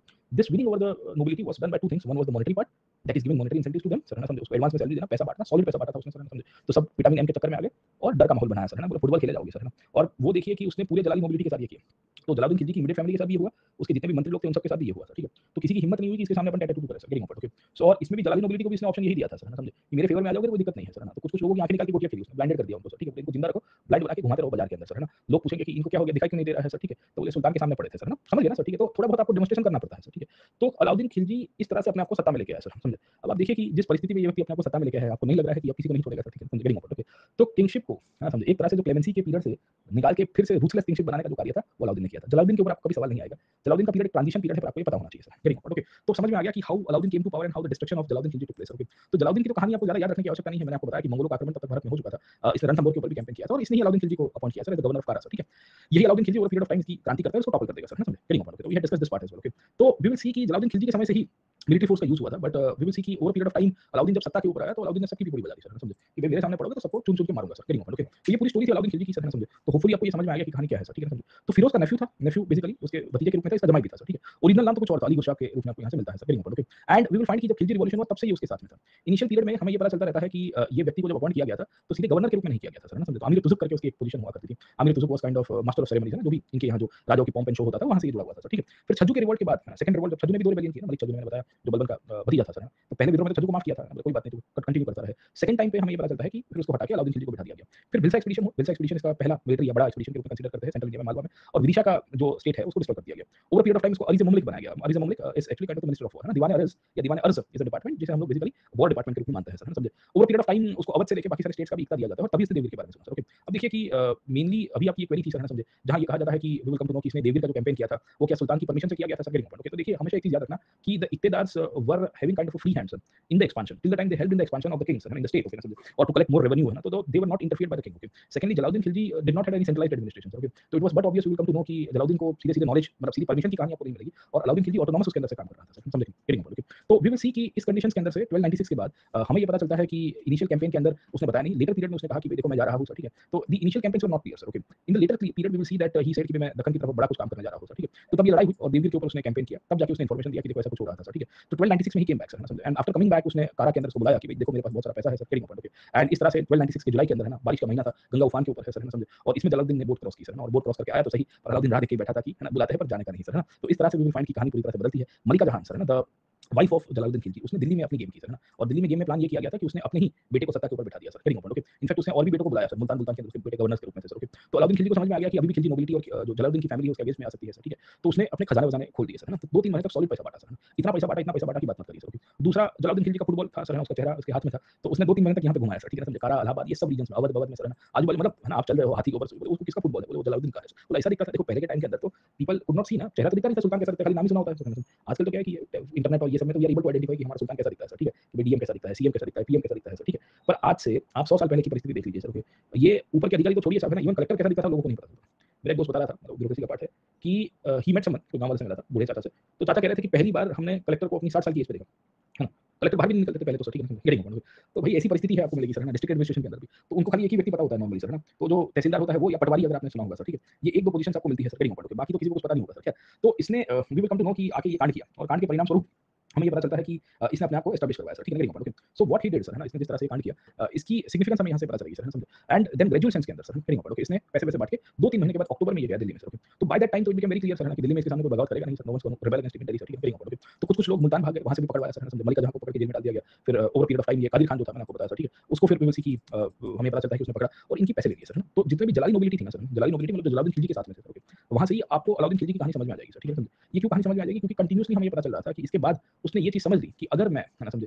अपने आप को एस्टैब्लिश करना है तो मुझे ये नोबिलिटी से पैसे लेने पड़ेंगे सर, क्योंकि नोबिलिटी बगावत क्यों करती है ना? उनको भिखमंगा बना दो, क्या बे भिखमंगा, है ना? समझे? यू मेक देम बेगर्स, है ना? समझे? तो they will not have the audacity to rebel against me, है ना? अगर आप उनको भिखारी बना दोगे तो इनकी हिम्मत होगी सर, है ना? समझे? Very important. तो this is how Alauddin Khilji will be making sure sir, है ना? He will be taking multiple decisions, okay ना? समझे? All of this decisions will be targeted to the nobility, internal point of view से भी और external point of view से भी sir, ठीक है ना? समझे? तो हमें अलाउद्दीन खिलजी की अब एक्शंस पता होनी चाहिए कि वो क्या-क्या लेगा और किस तरह से अपने आप को एस्टैब्लिश करता है सर, ठीक है? तो इनिशियल पीरियड में अलाउद्दीन खिलजी लोगों को खुश करने के लिए पैसा बाँटा, बहुत पैसा बाँटा, ऐसा पैसा बाँटा की बात मत करिए सर, ठीक है ना? समझे? लैंड ग्रांट, वैंड ग्रांट सब कुछ दे दिया। पर जैसे-जैसे समय आगे गया, उसको समझ में आ गया कि भई देखो, एक टाइम तक ठीक था, पर परमानेंटली इनको पैसा देते रहेंगे तो ये मेरी भी पूरी बजा देंगे सर, ठीक है ना? समझे? So if I give them the power sir, if I give them the money sir, ठीक है ना? इस तरह से मैं देता रहूँगा, तो ये मेरी भी पूरी बजाएगा सर, ठीक है? तो इस तरह से नोबिलिटी को फिर उसने टारगेट करना शुरू किया और ग्रेजुअली उसने ऑटोक्रेसी और गवर्नेंस के पॉइंट ऑफ व्यू से अपने डिसीजंस लेना शुरू कर दिए सर, ठीक है? तो खिलजी की पहली पार्ट आपको समझ में आई सर, है ना? कि how Khilji was able to dominate and establish himself sir, है ना? तो अलाउद्दीन खिलजी को 3 फेज में हम लोग देखते हैं सर, ठीक है? 3 फेज का मतलब क्या है सर, ठीक है? समझे? वी विल फाइंड कि एज़ अ गवर्नर, ना गेटिंग पॉइंट, ओके? तो एक पॉइंट डाल देते हैं अलाउद्दीन खिलजी 1296 से लेके 1316 सर, है ना? समझे? कि एक गवर्नर के रूप में कैसे हुआ सर, है ना? समझे? कि कारा के गवर्नर के रूप में। वी विल सी कि सुल्तान के रूप में उसने 2 स्टेप लिए, इमीडिएट कंसोलिडेशन सर, है ना? इमीडिएट कंसोलिडेशन, ये इमीडिएट चैलेंजेस को उसने टैकल कर दिया सर, ठीक है? Getting point, okay? तो एक फियर के पॉइंट ऑफ व्यू से डर दिखा के, है ना? और दूसरी लॉयल्टी जीत के सर। लॉयल्टी में vitamin M used to be one of the major construct at that time, where will see कि ये चीजें चलेगी सर, है ना? समझे? अब आप देखिए कि ये व्यक्ति सत्ता के ऊपर है, बड़ा एम्बिशियस था। अब सुल्तान के रूप में बैठ तो गया है सर, ठीक है ना? समझे? और जलाली नोबिलिटी को उसने खत्म भी कर दिया सर, है ना? समझे? जलाली नोबिलिटी को उसने डर दिखा के खत्म कर दिया, पैसे-वैसे कॉन्फिस्केट कर दिए के। अब भाई साहब को सपने आने लग गए सर, है ना? समझे? सपने क्या थे sir? Getting point, immediate context के अंदर कि मेरे को लगता है कि मैं खुद ही सुल्तान से भी कुछ बड़ा हूँ। बोले क्या है सर? ठीक है। बोले मैं तो सब युद्ध जीता ही हूँ और अगर मैं सब कुछ जीता हूँ सर, ठीक है ना? Getting point, okay? तो इस पॉइंट ऑफ व्यू से मुझे इनफैक्ट कुछ और बड़ा करना चाहिए। बोले क्या? बोले मैं सिकंदर के रूप में हूँ। अच्छा, तो सिकंदर के रूप में हूँ, बोले और क्या है? बोले सिकंदर के साथ-साथ मुझे लग रहा है कि मुझे नए एक संप्रदाय की स्थापना करनी चाहिए धर्म की, और उसमें मैं अपने आप को प्रॉफिट के रूप में कंसीडर करूँ, तो भी ठीक रहेगा सर, गेटिंग पॉइंट, ओके? तो इस पॉइंट ऑफ व्यू से सर, है ना? समझे? वी विल सी कि अलाउद्दीन खिलजी को सपने आने लग गए थे सर, है ना? समझे? सुल्तान के पॉइंट ऑफ व्यू से। और ये सपनों के पॉइंट ऑफ व्यू से उसको लग रहा था कि मैं सिकंदर के शानी हूँ, ये सिकंदर आज़म हूँ, I am just like the great Alexander sir, ठीक है ना? And because I am the great Alexander, तो मुझे भी बेसिकली कुछ अच्छा करना चाहिए सर, गेटिंग पॉइंट, ओके? इसी पॉइंट ऑफ व्यू से जैसे अलेक्जेंडर और प्रोफेसी के अंदर ये कहा गया है कि आपके आजू-बाजू में अच्छे लोग होते हैं तो आप कुछ बड़ा कर सकते हो सर, गेटिंग पॉइंट, ओके? तो अलाउद्दीन खिलजी ने भी कहा कि मेरे आजू-बाजू में 3-4 अच्छे लोग हैं, उसके जनरल्स हुआ करते थे, उसमें से एक तगलुक खान, मैंने बताया जो उसका भाई था, जिसने जलालुद्दीन खिलजी को कन्विंस किया था, और भी लोग आपको मिलेंगे, अलग खान, नुसरत खान, उस्मान मुर्गा, ओके? तो बोले ये सब के सब मेरे लिए बहुत अच्छा काम कर रहा है, ये मेरे बेसिकली खास लोग के रूप में है सर, ठीक है ना? Getting point, okay? और मैं सिकंदर के रूप में अपने आप को री-एस्टैब्लिश कर सकता हूँ सर, ठीक है? तो सुल्तान के पॉइंट ऑफ व्यू से ये अपने आप को सिकंदर मानने लग गया। समझ में आ रहा है सर, ठीक है? एंड ही इज़ लाइक कि अपन सिकंदर शानी है, सिकंदर आज़म है सर, ठीक है ना? Getting point, okay? और अपने को लग रहा है कि अपन सब कुछ कर सकते हैं, वैसा क्यों था उसको? तो उसको लग रहा था कि सिकंदर ने पूरी दुनिया को जैसा कॉन्कर किया था, वेस्ट एशिया से लेके आया, एशिया की तरफ आया, इंडिया की तरफ आया, वैसे ही मैं पूरी दुनिया को कॉन्कर कर सकता हूँ सर। देखो ये ख़याली पुलाव देखिए सर, वैसा क्यों था? क्योंकि इनिशियल सक्सेस मिल गई थी भाई साहब को सर, समझ नहीं समझे, है ना? Getting point, okay? यूपीएससी की नई-नई तैयारी करते हैं और we will come to know कि एक आध मॉक टेस्ट के अंदर, है ना, वो टिंकू-पिंकू एमसीक्यू सॉल्व करके आपको लग रहा है मेरा 10 ऑन 10 सही हो गया सर, ठीक है? तो आपको ये लगता है कि भी अपन अब कलेक्टर बन ही गया है, गेटिंग पॉइंट, है ना? 2 आर्टिकल्स को आइडेंटिफाई कर दिया, article 19 freedom of speech and expression, article 21 right to life है, तो आपको लगता है कि पॉलिटी हो ही गया सर, है ना? Getting point, okay? तो इस पॉइंट ऑफ व्यू से we will come to know कि अलाउद्दीन खिलजी के साथ भी ये हुआ सर, है ना? समझे? और अलाउद्दीन खिलजी को भी ये लग रहा था कि भई देखिए, मैं सिकंदर के रूप में अपने आप को एस्टैब्लिश करूँगा सर, है ना? एंड सिकंदर के रूप में कार्य करूँगा, और ये सिकंदर के रूप में कार्य करने के पॉइंट ऑफ से मैं एक नए धर्म की भी स्थापना करूँगा, और ये रिलीजन ऐसा होगा जिसकी प्रोफेसी भी मेरे नाम की होगी सर, ठीक है? तो मतलब I will be the next prophet. So he had 2 ideas initially sir, है ना? One idea was to conquer the world. One idea was to conquer the world, sir. Getting important. Second idea we will see was also to establish a new religion, sir. And under this new religion, he will be considered as prophecy. Getting important. Okay. जहाँ मैं अपने साथी लोगों के साथ लेके sir, getting important. Okay. और इस तरह से काम करता रहूँगा सर, getting important. Okay. इसका ये मानना था कि जैसे प्रॉफिट हुआ करते थे तो उनके कुछ अंगद साथी लोग थे सर, ठीक है, जिनकी मदद से प्रॉफिट मोहम्मद ने, पैगंबर साहब ने बेसिकली इस्लाम और उसको पॉपुलर किया था सर, getting important. Okay. तो ये भी ये कह रहा है ना, साहबजादे कहते थे उनको सर, ठीक है? तो ये भी कह रहा है कि मेरे भी 4-5 लोग साथी के रूप में हैं सर। मैंने आपको बताया अयूब खान था, उलूग खान था सर, है ना? और ये लोग भी मेरे लिए वैसे ही काम करेंगे जो प्रोफेसी के रूप में उस टाइम पे पैगंबर साहब को किसी ने हेल्प किया था सर, ठीक है? ये कह रहा है कि मेरे पास सत्ता है, मेरे पास पैसा है, मेरे पास सेना है सर, ठीक है, getting important. Okay. तो इस तरह से मैं भी अपना कुछ कर सकता हूँ सर, getting important. Okay. तो ओवर पीरियड ऑफ टाइम इसने अपने आप को ऐसा ऐसा ऐसा काइंड ऑफ है ना मानना शुरू कर दिया था।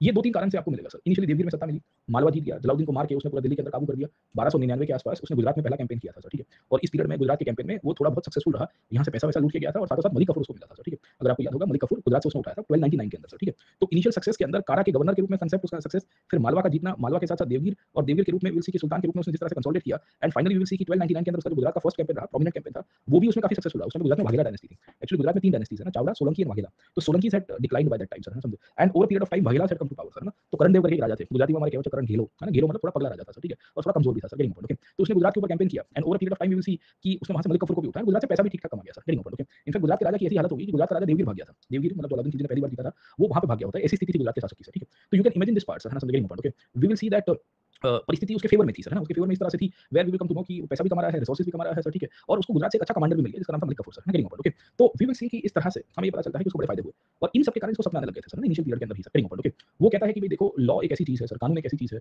धर्म एक ऐसी चीज है सर, गेटिंग ओके। वो मैं बनाऊंगा सर, ना रिलीजन को मैं इंटरप्रेट करूंगा, लॉ को मैं इंटरप्रेट करूंगा सर, गेटिंग ओके। एंड इस तरह से जब से ही ये संसार की निर्माण हुई है या सृष्टि का निर्माण किया गया है, ये प्रोफेसीज के रूप में अलग अलग प्रॉफिट आए हैं, तो मैं भी एक प्रॉफिट हूँ, मैं भी एक नए रिलीजन के रूप में काम करूंगा सर, गेटिंग ओके। एंड इस तरह से we will come to know कि ये अपना ही सपना दिखाने की कोशिश कर रहा था सर, गेटिंग ओके। तो आप देखिए कि इनिशियल पीरियड में इसके बड़े वाइल्ड ड्रीम्स रहे, वाइल्ड ड्रीम समझ में आता है सर, ठीक है ना, समझे। तो ये वाज लाइक कि अपने कुछ बड़ा कर देंगे सर। अब देखिए कि आप इनिशियली एक दो अटेम्प्ट में आपने एमसीक्यू सॉल्व किया है और ये एमसीक्यू सॉल्व करने के बाद आपको लग रहा है आर्टिकल 19 मेरा क्लियर हो गया, आर्टिकल 21 क्लियर हो गया सर, ठीक है।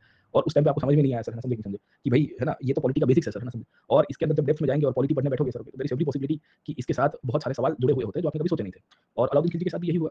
वो जब ये सपने देख रहा था, अपने कैंपेन्स के बारे में सोच रहा था, वर्ल्ड के कॉन्क्वेस्ट के बारे में सोच रहा था, तभी भारत के अंदर मंगोलों की एंट्री शुरू हो गई सर, है ना, समझे। तो मैंने बताया ना आपको सर, ठीक है ना, समझे। तो जब आप एक मिथ्या में रहते हो, है ना, समझे नहीं समझे। मिथ्या ये था कि मेरे 2 एमसीक्यू सही हो गए और दुनिया मैंने इधर से उधर कर दिया सर, ठीक है। तो इनिशियली जब उसके वाइल्ड ड्रीम्स चल रहे थे, वाइल्ड ड्रीम्स का मतलब क्या है कि खिलजी 1296 से लेके करीबन 1300 की शुरुआत तक एक सपनों की दुनिया में रहता था सर, ठीक है ना, है ना, ये मिथ्या के अंदर रहता था। इस पीरियड के अंदर इसी कंटेम्परेरी पीरियड में भारत में फॉरेन इन्वेजन होने की शुरुआत हुई और ये फॉरेन इन्वेजन विल सी कि मंगोलों की तरफ से आपको मिलते हैं sir. Mongols continuously kept on coming towards India. 1296 में पहली बार आए, 1297 में दूसरी बार आए, 1299 में तीसरी बार आ गया सर, गेटिंग ओके। ये मंगोलों का इन्वेजन करीबन 1308 तक चलता रहेगा भारत में। और खिलजी जब अपने वाइल्ड ड्रीम्स देख रहा था ना सर, है ना, सपने देख रहा था, उसको समझ में नहीं आया कि यहाँ सीसेट भी एक इंपॉर्टेंट विषय है सर, समझे। और मैं इनफैक्ट है ना पॉलिसी के 2 एमसीक्यू देख के अपने आप को जब मैं पॉलिटी का बादशाह मान रहा हूँ, तो मेरे को उसके साथ-साथ दूसरे सब्जेक्ट भी प्रैक्टिस करने चाहिए, तो नहीं होता सर, है ना। हिस्ट्री भी पढ़ना चाहिए, सीसेट भी पढ़ना चाहिए सर, है ना, समझे। है ना, हमें क्या कह सकते हैं, इकोनॉमी भी पढ़ना चाहिए। ऐसा तो है नहीं कि कोई एक विषय पढ़ के ही हम अपने आप को बादशाह मान लेंगे सर, है ना। तो खिलजी के साथ यही हुआ सर, समझे। इनिशियल पीरियड के अंदर हमें पता चलता है कि 1296 से लेके 1300 के शुरुआती दौर के अंदर जब अपना ये सपना दिखा रहा था, है ना, काइंड ऑफ सर, हमें पता चलता है कि मंगोलों की एंट्री होगी। ये मंगोल आए सर पहली बार 1296 में sir, getting okay. And over period of time Alauddin Khilji ने अपने सेनापति को भेजा, जफर, है ना, जफर खान, जो उसका खास साथी था, वो प्रोफेसी के अंदर वो उसको गिनता था सर, है ना, साहबजादों के रूप में सर। तो वही कहानी आपको यहाँ मिलती है। And over period of time हमें पता चलता है कि मंगोल को पहली बार भगा दिया गया सर, गेटिंग ओके।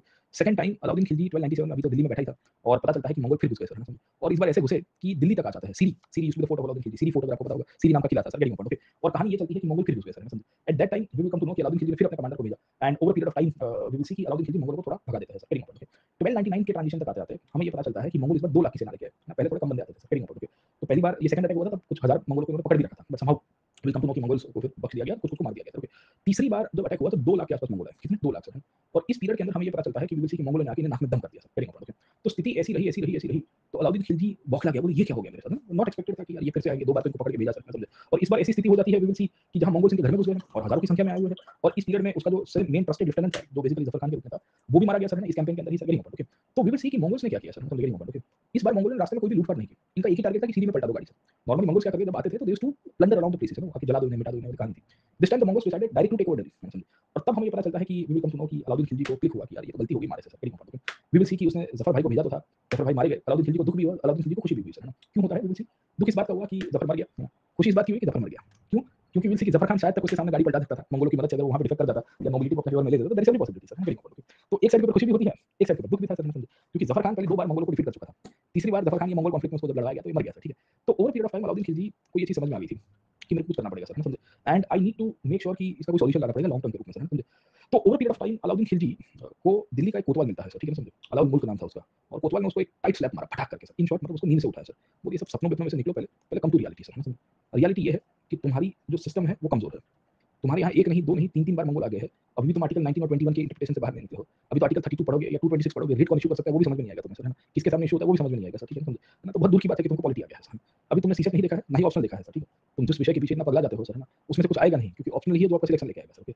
और ये जो सपने हैं ना प्रोफेसी के, अपने आप को नए प्रॉफिट के रूप में एस्टैब्लिश करने के सर, ठीक है, समझे। ये सब बाहर निकल जाओ एंड ये मंगोलों के साथ वी विल सी कि रियलिटी पे आओ, अपनी आर्मी को रीएस्टैब्लिश करो, यू मेक श्योर कि इनके सामने तुम लड़ पाओ सर, ठीक है ना, वरना कहीं के नहीं रहोगे सर, समझे।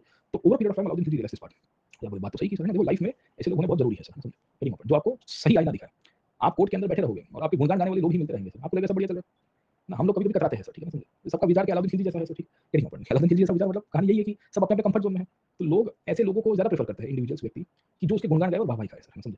और जो आईना दिखाने वाले लोग होते हैं उससे दूर भागते हैं, बोले ये बेकार बंदा है, इसके साथ मैं बात नहीं करूँगा ना, मेरे को क्रिटिसाइज़ ही करता रहता है। अरे भाई तुम्हारा वेल विशर है, समझ में आया कि नहीं आपको सर, है ना, वेरी इंपॉर्टेंट, ओके। तो वी विल सी दैट ये वेल विशर है और तुम्हारा भला भी इच्छा रहा है और वो तुम्हें दिशा भी दिखा रहा है, ठीक है, कि क्या करना चाहिए सर। तो इन परिस्थिति के अंतर्गत we will come to know कि अलाउद्दीन खिलजी 1299 में मतलब जब गुजरात का कैंपेन हो रहा था उसके ट्रांजिशन के अंदर ही हमें पता चलता है कि नींद से उठा सर। और जब वो नींद से उठा तो उसको ये चीज़ समझ में आ गई थी कि I need to do something, okay. उसके बाद उसके रिवाइवल हुआ। रिवाइवल मतलब ये उसके जो वाइल्ड ड्रीम्स थे ना सर, समथिंग समथिंग, जब उसने अपने आप को प्रोफेसी के रूप में, सिकंदर आज़म के रूप में कंसीडर करने की सोचा था, है ना, पूरी दुनिया जीतूंगा सर, है ना, मेरे को इनिशियल सक्सेस मिल गया ना, 2 एमसीक्यू सॉल्व कर दिए मैंने, मेरे को लग रहा था कि मेरे को आ गया सर, ठीक है, ओके। तो 2 दिन में पॉलिटी पढ़ लिया सर, है ना, समझे। टॉपर का रॉयल एंट्री का वीडियो देख लिया मैंने सर, ओके, है ना, ट्रिक्स देख ली मैंने, tips and tips of solving questions, okay. And we will find कि समझे, इंटरव्यू में ऐसा हुआ, इसमें ये हुआ ना, फलाना हुआ, कहीं होगा। तो कहानी ये हुई कि खिलजी को फटका पड़ गया। तीसरी बार में फटका इस तरह से पड़ता है जहाँ हमको ये पता चल रहा है कि चीज़ें बदल गई सर, है ना? और बदली ऐसे कि 1299 के बाद, है ना, by 1299, okay, Khilji started reforming himself. Reformation का मतलब ये है कि उसको सीरियस चैलेंज आ गई थी फ्रॉम 1299, है ना? उसने वाइल्ड ड्रीम को छोड़ना शुरू किया, मतलब 1300 के बाद। उसके बाद भी मंगोलों का आक्रमण चालू रहा सर, है ना, समझे, जैसे 1299 में उसको बहुत फटका पड़ा, है ना? उसके बाद हमें देखने को मिलता है 1303 में मंगोल फिर से आए। बट इस पीरियड में अलाउद्दीन खिलजी अपने वाइल्ड ड्रीम को परस्यू करना छोड़ता है और उसने धीरे-धीरे रिफॉर्म्स को इनिशिएट करना शुरू किया। सो पैरेलल सेंस के अंदर उसको ये समझ में आया कि Mongol is an external threat to the Delhi सल्तनत and the Khilji dynasty, right और not? This external threat can only be, I would say, contested if you have internal consolidation. अगर आप एक सोसाइटी के रूप में, पॉलिटी के रूप में, एडमिनिस्ट्रेशन के रूप में, मिलिट्री पॉइंट ऑफ व्यू से कमजोर होगे तो लड़ नहीं पाओगे। आपकी इंटरनल कंसोलिडेशन, एडमिनिस्ट्रेशन के पॉइंट ऑफ व्यू से, गवर्नर के पॉइंट ऑफ व्यू से अगर ढंग की नहीं चलोगे तो क्या करोगे सर? Very important. तो 1303 में फिर मंगोल आ गए सर। इस बार जब आए तो हमें ये पता चलता है कि अलाउद्दीन खिलजी ठीक-ठाक काम कर चुका था सर। ठीक-ठाक काम करने का मतलब है कि he was aware about this part sir. Initial period में अलाउद्दीन खिलजी को भागना भी पड़ा सर, क्योंकि मंगोल फिर घुस जाते हैं sir. Very important, okay. And over period of time we will see कि he was able to stop the Mongols as well and they could not overturn their basically power in India. And Khilji तब तक 1303 के बाद तो clear हो चुका था कि भैया मुझे आगे काम करना है सर, ठीक है। अब दो चीजें उसको करनी थी। पहले मिलिट्री मजबूत करनी थी। मिलिट्री तभी मजबूत होगी सर, है ना, समझे, जब उसके हाथ में सेना होगी और सेना डायरेक्ट आर्मी के रूप में उसके अंदर होनी चाहिए, सीधे कंट्रोल के रूप में। सेना को अगर डायरेक्ट कंट्रोल में करना है तो वी विल सी कि उसके लिए उसको पैसा भी चाहिए सर, रिसोर्सेज भी चाहिए सर, है ना, समझे। और रिसोर्सेज के रूप में मॉनेटरी इंप्लीकेशंस बहुत है सर, ओके। तीसरी कहानी हमें ये भी देखने को मिल रही है कि ये पैसा तभी आएगा जब स्टेबल इकोनॉमी होगी सर। और साइमल्टेनियसली इंटरनल कंसोलिडेशन के अंदर मोबिलिटी अगर टेंटे टू करती है तो इसको भी दबाना पड़ेगा सर, समझे, ट्रेनिंग, ओके। आप देखिए इजराइल में भी यूनिटी गवर्नमेंट इन्होंने फॉर्म कर दी ऑपोजिशन पार्टीज के साथ मिलकर, क्योंकि इनको समझ में आया कि divided house can not contest against any kind of foreign invasion sir, है ना, समझे नहीं समझे, कि आपका घर ही अगर डिवाइडेड होगा तो क्या होगा सर, समझ नहीं, ओके। और वही कहानी खिलजी के साथ हुआ कि खिलजी को ये चीज समझ में आ चुकी थी कि मेरे नोबल्स मेरे लिए सबसे बड़ा खतरा है। मेरी अर्थव्यवस्था जब तक मजबूत नहीं होगी मैं कुछ नहीं कर पाऊंगा। मेरी मिलिट्री को मेरे को मजबूत करना पड़ेगा और साथ ही साथ मुझे एडमिनिस्ट्रेटिव रिफॉर्म्स भी करने पड़ेंगे। और एडमिनिस्ट्रेटिव रिफॉर्म्स के पॉइंट ऑफ व्यू से गैरिसन्स बनाना, फोर्टिफिकेशन करना, है ना, समझे, ऐसे लोगों को अपॉइंट करना जो मेरे लिए हेल्पफुल हो पाए सर, वेरी इंपॉर्टेंट, ओके। और मंगोलों को बेसिकली कैसे भी रोकना चाहिए। दूसरी कहानी इंटरनल कंसोलिडेशन में एक पार्ट ये भी था कि खाली दिल्ली और उसके आजू-बाजू से रिसोर्सेज नहीं आएंगे सर, ओके। क्योंकि खतरा मंगोलों से नहीं है, दिल्ली का जो सल्तनत है बड़ा स्टेबल और वीएलसी की बहुत ही छोटा है साइज के अंदर, है ना, एरिया देखो ज्योग्राफिकली ज्यादा नहीं। तो दिल्ली और उसके आजू-बाजू वाले विस्तारों से बाहर निकल के हमें और भी विस्तारों के ऊपर भी जाना पड़ेगा सर, ठीक है। तो उसके लिए एक्सपेंशन की भी आवश्यकता है सर, है ना। तो अलाउद्दीन खिलजी अब बेसिकली सब काम करेगा। On one side is going for the expansionism, on second side is also making internal reforms, on the third side we will also see he will be taking over the control of mobility, on the fourth side he is also making sure कि economy को थोड़ा overturn करे और उसको थोड़ा revive कर दे। और economy के पॉइंट ऑफ व्यू से वी विल आल्सो सी कि उसी पैसे को वो आर्मी के अंदर डायरेक्ट करे, क्योंकि वही आर्मी उसको मंगोलों से भी लड़ने के लिए बचाएगी और वही आर्मी अगर आप समझोगे तो इंटरनल एक्सपेंशन में भी काम में आएगी। अब जो भी कार्य करेगा अलाउद्दीन खिलजी किसके लिए करेगा, एक चीज थी फोकस में, वो थी वी विल सी कि मंगोल्स। उसको एक चीज बहुत क्लियर कट पता थी कि मंगोलों से लड़ना बहुत आवश्यक है, अगर नहीं लड़ पाए तो कहीं के नहीं रहेंगे सर, वेरी इंपॉर्टेंट, ओके। तो what do we see over here, over period of time Alauddin Khilji के ऊपर 1303 में एक और आक्रमण हुआ, he was able to stop them out sir, very important, okay. फिर हमें देखने को मिलता है कि 1306 1307 के अंदर फिर एक बार हुआ और फाइनली 1308 के आसपास हुआ। तो इस तरह से 1 2 3 4 5 6 सर, तो हमें देखने को मिलता है कि 6 इन्वेजन्स मंगोल्स के होंगे सर, ठीक है। और ये 6 के 6 इन्वेजन्स के अंदर 6 या 7 इन्वेजन्स हुए थे मतलब टोटल मिला के। And Khilji was able to defeat Mongols in 2 और 3 ऑफ देम सर, मतलब किसी में 2 दिखाई, 3 दिखाई, एक आध में मैच ड्रॉ हुई थी सर, समझे। बट एक चीज हमें देखने को मिलती है कि 1303 के बाद, है ना, जितने भी मंगोल के इन्वेजन हुए उसमें मंगोल सक्सेसफुल नहीं होते। क्यों? क्योंकि अलाउद्दीन खिलजी की मंगोल पॉलिसी यहाँ से निकल के आई, वेरी इंपॉर्टेंट। ये कैसे निकल के आती है? तो उसने 1303 के बाद नॉर्थ वेस्ट को सबसे पहले स्ट्रेंथन करना शुरू कर दिया, जो बलबन ने किया था सर, ठीक है। तो आपको मंगोल पॉलिसी से एक अलग से सवाल आएगा, क्योंकि इसके जितने भी रिफॉर्म्स है वो सब भी मंगोल पॉलिसी के साथ है। तो एक साइड के ऊपर इंटरनल रिफॉर्म्स करेगा with respect to mobility, economic reforms and military reforms, okay.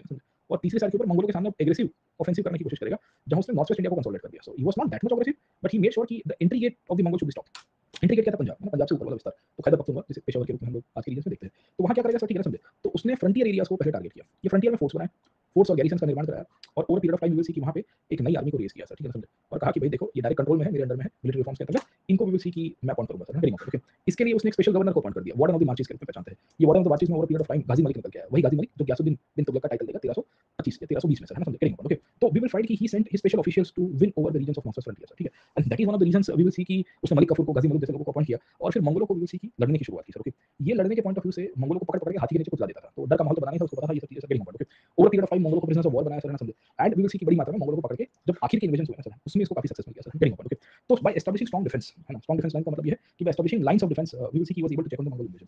Secondly we will also find कि Alauddin Khilji will also make sure sir, okay, along with establishing strong defense lines, he will be asking his soldiers and the officials as well to we will see कि have a kind of aggression towards the Mongols, okay, समझे। thirdly army को reforms किया और army के साथ साथ उसने weapons को भी बेसिकली नई तरह से इंट्रोड्यूस किया सर, ना। वेपन्स में क्या हुआ कि नई फैक्ट्री बना दी उसने, स्टेट स्पॉन्सर्ड फैक्ट्रीज, क्योंकि मंगोलों के सामने लड़ाई करनी थी सर, ना, तो बड़ी पावरफुल ट्राइब हुआ करती थी, वेरी इंपॉर्टेंट, ओके। तो over period of time we will see कि उसने भी वेपन्स इंडस्ट्री के रूप में भी बहुत काम किया and he was able to we will find कि stop it out as well sir, okay. तो ओवरऑल स्थिति ऐसी रहती है कि जो पुरानी व्यवस्था थी जहां मंगोल घुस जाते थे सर, ठीक है, वेरी इंपॉर्टेंट, ओके, उसमें बहुत सारी चीजें बदल जाती है सर, है ना। उसने एग्रेशन दिखाई मंगोलों के प्रति सर, वेरी इंपॉर्टेंट, ओके। उसने मंगोलों के ऊपर बहुत हार्श डिसीजंस लिए सर, समझे। In fact those Mongols who were caught during this wars, उनको हजारों की संख्या में उसने मरवाया सर, वेरी इंपॉर्टेंट, ओके। तो वी विल सी कि he did not left out any person sir, very important, okay. Even the families of the Mongols who were like no family, जो मंगोल साथ में पीछे आते थे इनके साथ, उनको भी पकड़ पकड़ के we will come to know कि ये कार्य करेगा, तो पकड़ के मार देगा उनको, काइंड ऑफ ना, बड़ा ब्रूटल रहा है सर, क्योंकि मंगोल भी ब्रूटल रहे थे तो इसको लग रहा था कि मंगोल्स ब्रूटल है तो मैं भी ब्रूटल रहूंगा सर, ठीक है। तो बहुत ही हार्श मेजर्स इसने मंगोलों के सामने लिए। और जिस तरह के हार्श मेजर्स इसने मंगोलों के सामने दिए, तो उसके कारण वी विल सी कि उसकी मंगोल पॉलिसी बड़ी सक्सेसफुल हुई और मंगोलों को समझ में आ गया था कि भारत में आना बहुत खतरा सामान है सर, ठीक है। इनफैक्ट ये आर्मी को कैश में सैलरी देना, है ना, हुलिया और दाग सिस्टम का डेवलप करना भी पड़ते हैं उसको सर, ठीक है। तो all of this actually played a very important role. In fact the governors of north west India, मतलब दीपकपुर जो पंजाब का गवर्नर था गाजी मलिक, इन सब लोगों को उसने फ्री हैंड दिया था। फ्री हैंड इस तरह से दिया था कि तुम जाओ और मंगोलों को घर पे जाके मार के आना सर, मैं ओके। तो हुआ क्या कि 1305 के बाद या 1303-4 के बाद हमें पता चलता है कि मंगोलों का पुराने जितना बेसिकली रोल था या डोमिनेशन था नहीं रहता है सर, ठीक है। And it is the militarism of Alauddin Khilji sir, ठीक है ना, समझे, was successful in defeating and treating of the Mongol threat to India sir, getting okay. तो ओवरऑल हुआ ये कि इसने अग्रेसिवनेस दिखाई, इसने ऑफेंसिव अप्रोच बनाने की शुरुआत की सर, ठीक है ना, समझे। और उसने क्या किया कि कभी मंगोल एरियाज में कॉन्क्वेस्ट नहीं किया, but he kept on sending his raiding expeditions towards the Mongol. So rather than Mongols coming to the state of Delhi, what Khilji did is that he sent his own military expeditions towards the Mongolian base. समझ में आ गया नहीं आपको? तो उसने काबुल में, कांधार में, ये सब जगह जहाँ से मंगोल्स आते थे, गजनी, है ना, वहाँ पे ये गाजी मलिक को भेजा।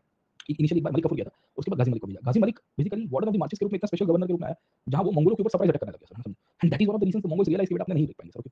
दूसरी कहानी इसके अंदर से we will come to know कि जो उसने हार्ड सेक्शंस लिए थे मंगोल्स के सामने, उसके कारण भी मंगोल्स को समझ में आ गया था कि अगर इसके हाथ में चढ़ गया ना तो आक्रमण करते समय, तो ये हाथी के नीचे कुचल-कुचल के मारता है सर, ठीक है, समझिए। यू कैन इमेजिन कि how ruthless and brutal he was sir, समझे। तो हाथी के नीचे कुचल के मारना मतलब समझ लेना सर, ठीक है। तो वी विल फाइंड कि मतलब कुछ ज़्यादा ही हार्ड सेक्शन था और वो किसी को नहीं छोड़ता था। वो ना ही लीडर्स को छोड़ता था, ना ही उनकी फैमिलीज़ को छोड़ता था सर, ठीक है, समझे। तो सबको डर का माहौल बन गया था। तो ये बच्चे भी मना कर गए थे अपने नेता लोग को मंगोलों के, क्योंकि देखो हमको दिया ना तुम्हारे कैंपेन में, ठीक है। मतलब तुम्हारे चक्कर में हमारी भी पूरी बच जाती है सर, गेटिंग ओके। इसके पहले भी मैंने बताया था कि आंखें निकाल के गोलियां चलेगी सर, ओके। तीसरी कहानी मंगोल्स के अंदर लीडरशिप इश्यूज भी थे सर, ना, लीडरशिप इसके लिए क्योंकि इनिशियली मंगोल लीडर्स जो आते थे ये बड़े प्रोमिनेंट थे सर, ना, गेटिंग ओके। एंड मंगोल्स को उस टाइम पे खोखर और अफगानों ने भी बहुत मदद किया था sir, getting okay. But then later on we will see कि मंगोल्स को लोकल सपोर्ट मिलता नहीं है सर, ओके। एंड 1303 के बाद, है ना, मंगोल्स की जो आक्रामकता थी वो कम हो जाती है सर, ठीक है। तो मंगोलों की जो मेन लीडरशिप थी ना उसमें भी क्राइसिस आ रहा था। तो वो पुराने जैसे मंगोल्स नहीं थे जो चंगेज वंगेज के समय से आपको मिल जाएंगे या बाकी सारे पीरियड से खतरनाक वाले मिलेंगे सर, गेटिंग ओके। तो वी विल सी कि इसके कारण भी हरा सर, है ना। तो वो ना कि गुंडे को गुंडा ही हरा सकता है, वैसे कहानी आपको यहाँ पे मंगोल्स में दिखेगी सर, ठीक है। और खिलजी वी विल सी कि मंगोलों से लड़ने के लिए, है ना, समझे, उसने ये ध्यान रखा कि भाई अगर ये इस तरह का उपयोग करेंगे तो हम भी इनके सामने ऐसा यूज करेंगे sir, okay. So they stopped altogether by 1306 and 1307।